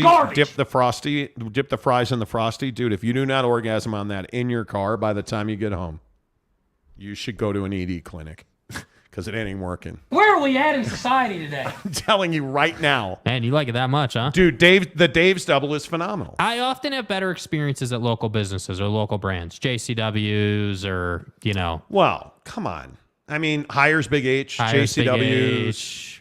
I mean, absolutely. But this is what I say about Super Chicks. You go to Super Chicks in Ogden on Riverdale Road or in St. George. Those are the 2 best Super Chicks in the country. And I'm telling you right now, you're going to get a really high-quality sandwich, and you're going to get a smile, and you're going to get great service. If that's the only thing that matters, because I can tell you, I can go to other Super Chicks and get good food, but I'm not getting the service I'm getting. Yeah. Right? So if we're talking about fast food, because I view Super Chicks as fast casual. As I do with Five Guys. Yes. I rarely have a problem at Wendy's.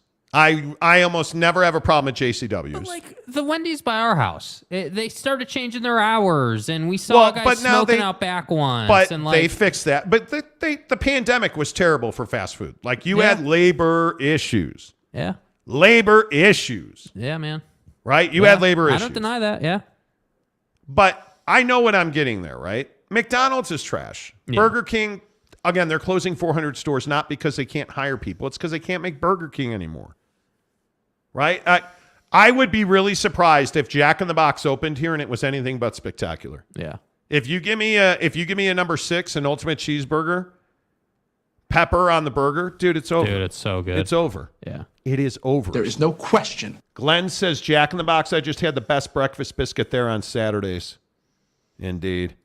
Truck Stop Gumby, Monty Rant has a solid point. Let's see, where is it? Monty Rant. No one says they eat at McDonald's, but the drive-thru has a line every time I drive. Dude, the one at the District in South Jordan. Printing. I mean, honest to God, they should just call it the ATM machine. Because that place is just over and over again. Yeah. And I Carl's Jr. across the street went out of business. Warren's next door going out of business. Cane's, even Cane's has fallen way off. Right? McDonald's? Juggernaut. Always busy.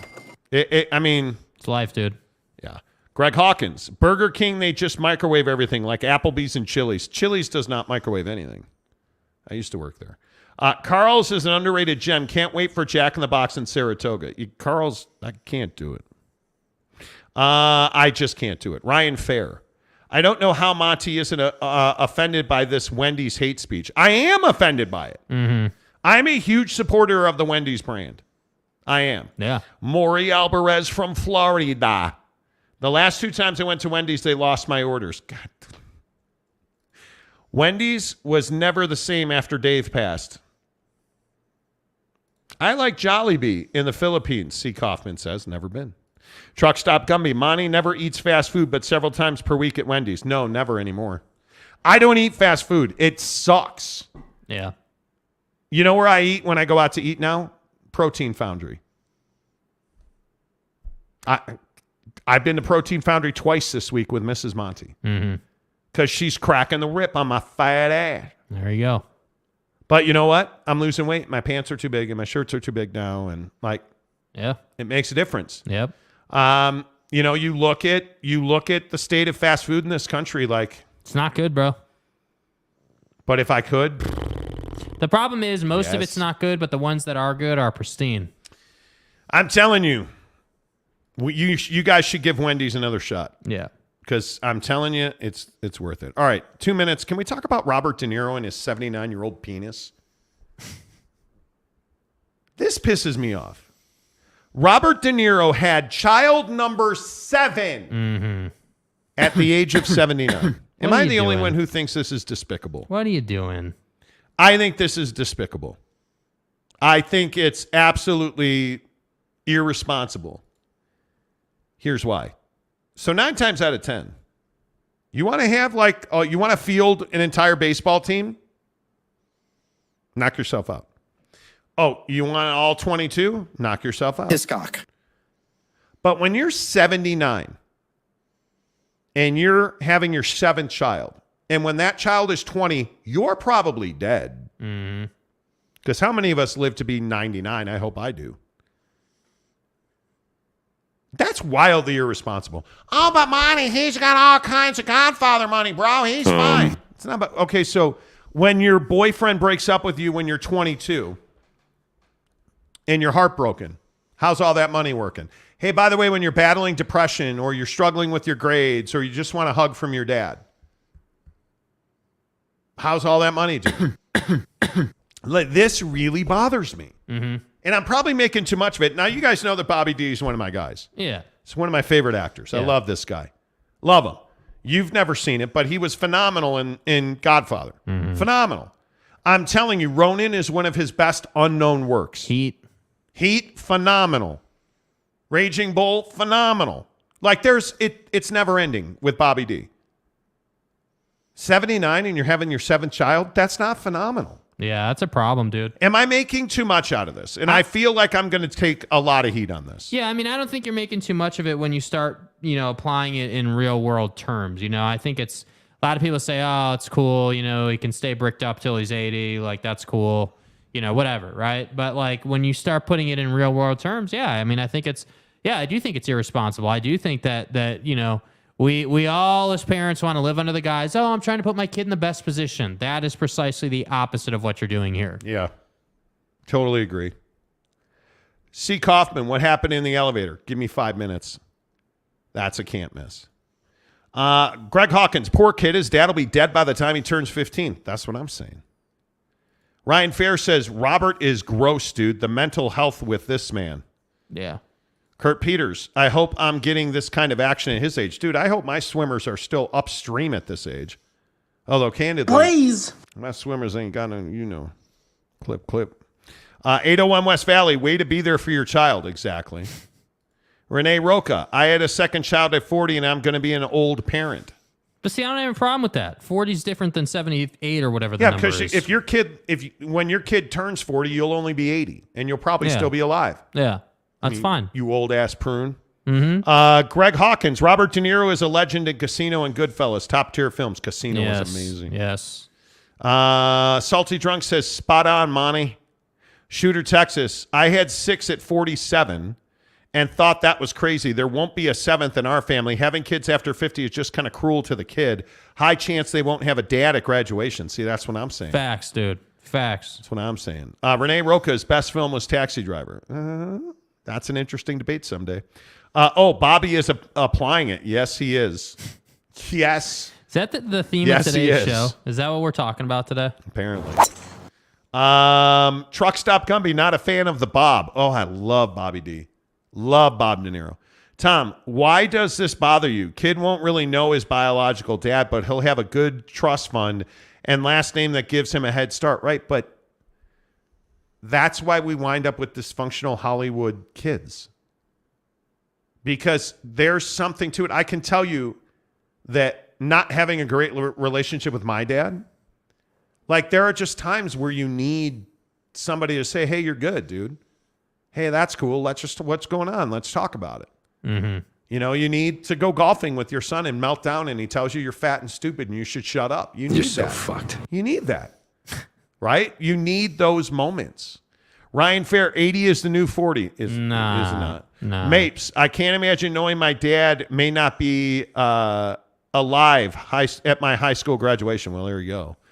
The oldest male sibling just becomes the dad. Problem solved, Bobby D. Well, there you go.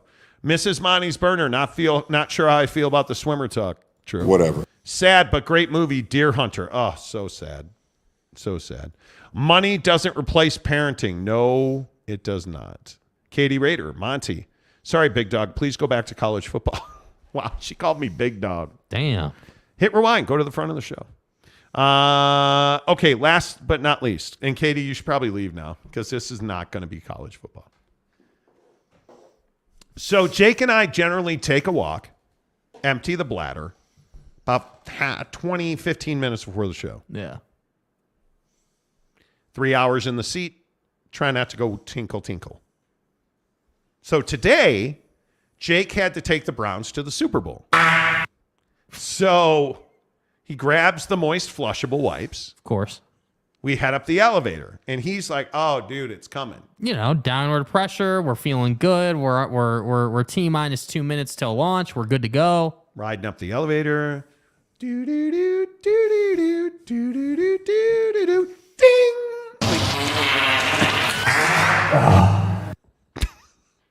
The door is already opening. So the door starts opening, and Jake just unloads. The building's totally empty. Like, literally, there's no cars in the parking lot. Except for those two dudes up on the fourth floor who are getting in the elevator after we get off. A loud, musty fart.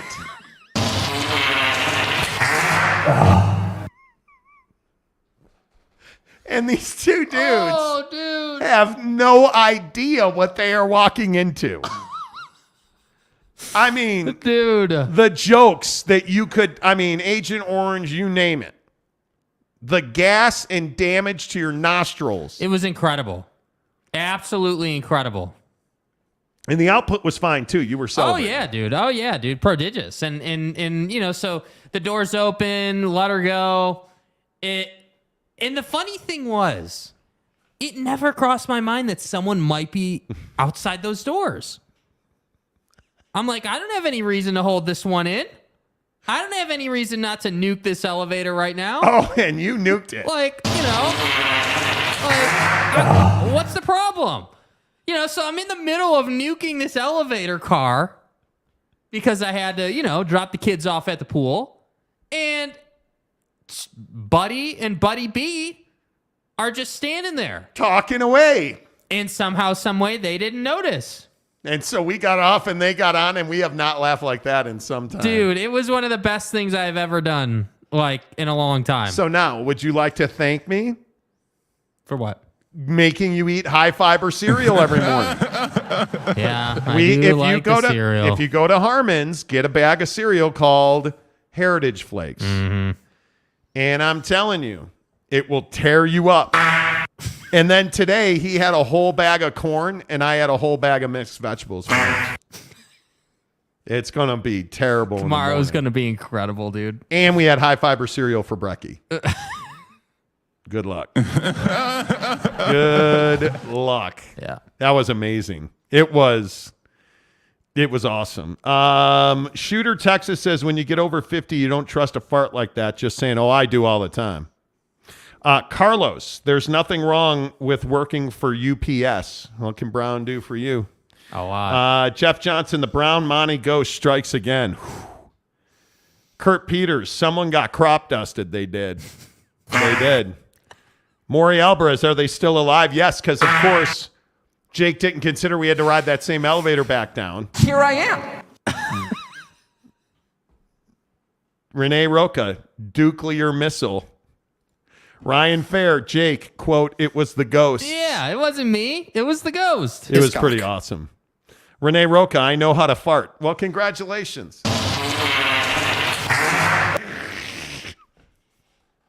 It was awesome.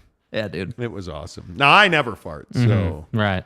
Of course. Yeah. Monty Rant says, what happened to the Monty ghost? We haven't had a sighting in a while. Yeah. Because we're not here after dark anymore because the sun stays up later now. Yeah. And we don't get here at 5 a.m. anymore. Yeah. Thankfully.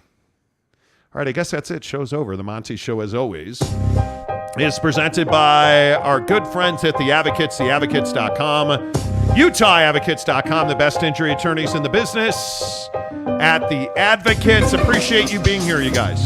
Massive show today. If you have not, please, on the way out, hit the like button. We really appreciate that. We need 19 more likes. If you haven't hit the like button, please do. Thanks to all 5,000 of you who watched the show today. Until tomorrow, say goodbye, Jake. Goodbye, Jake.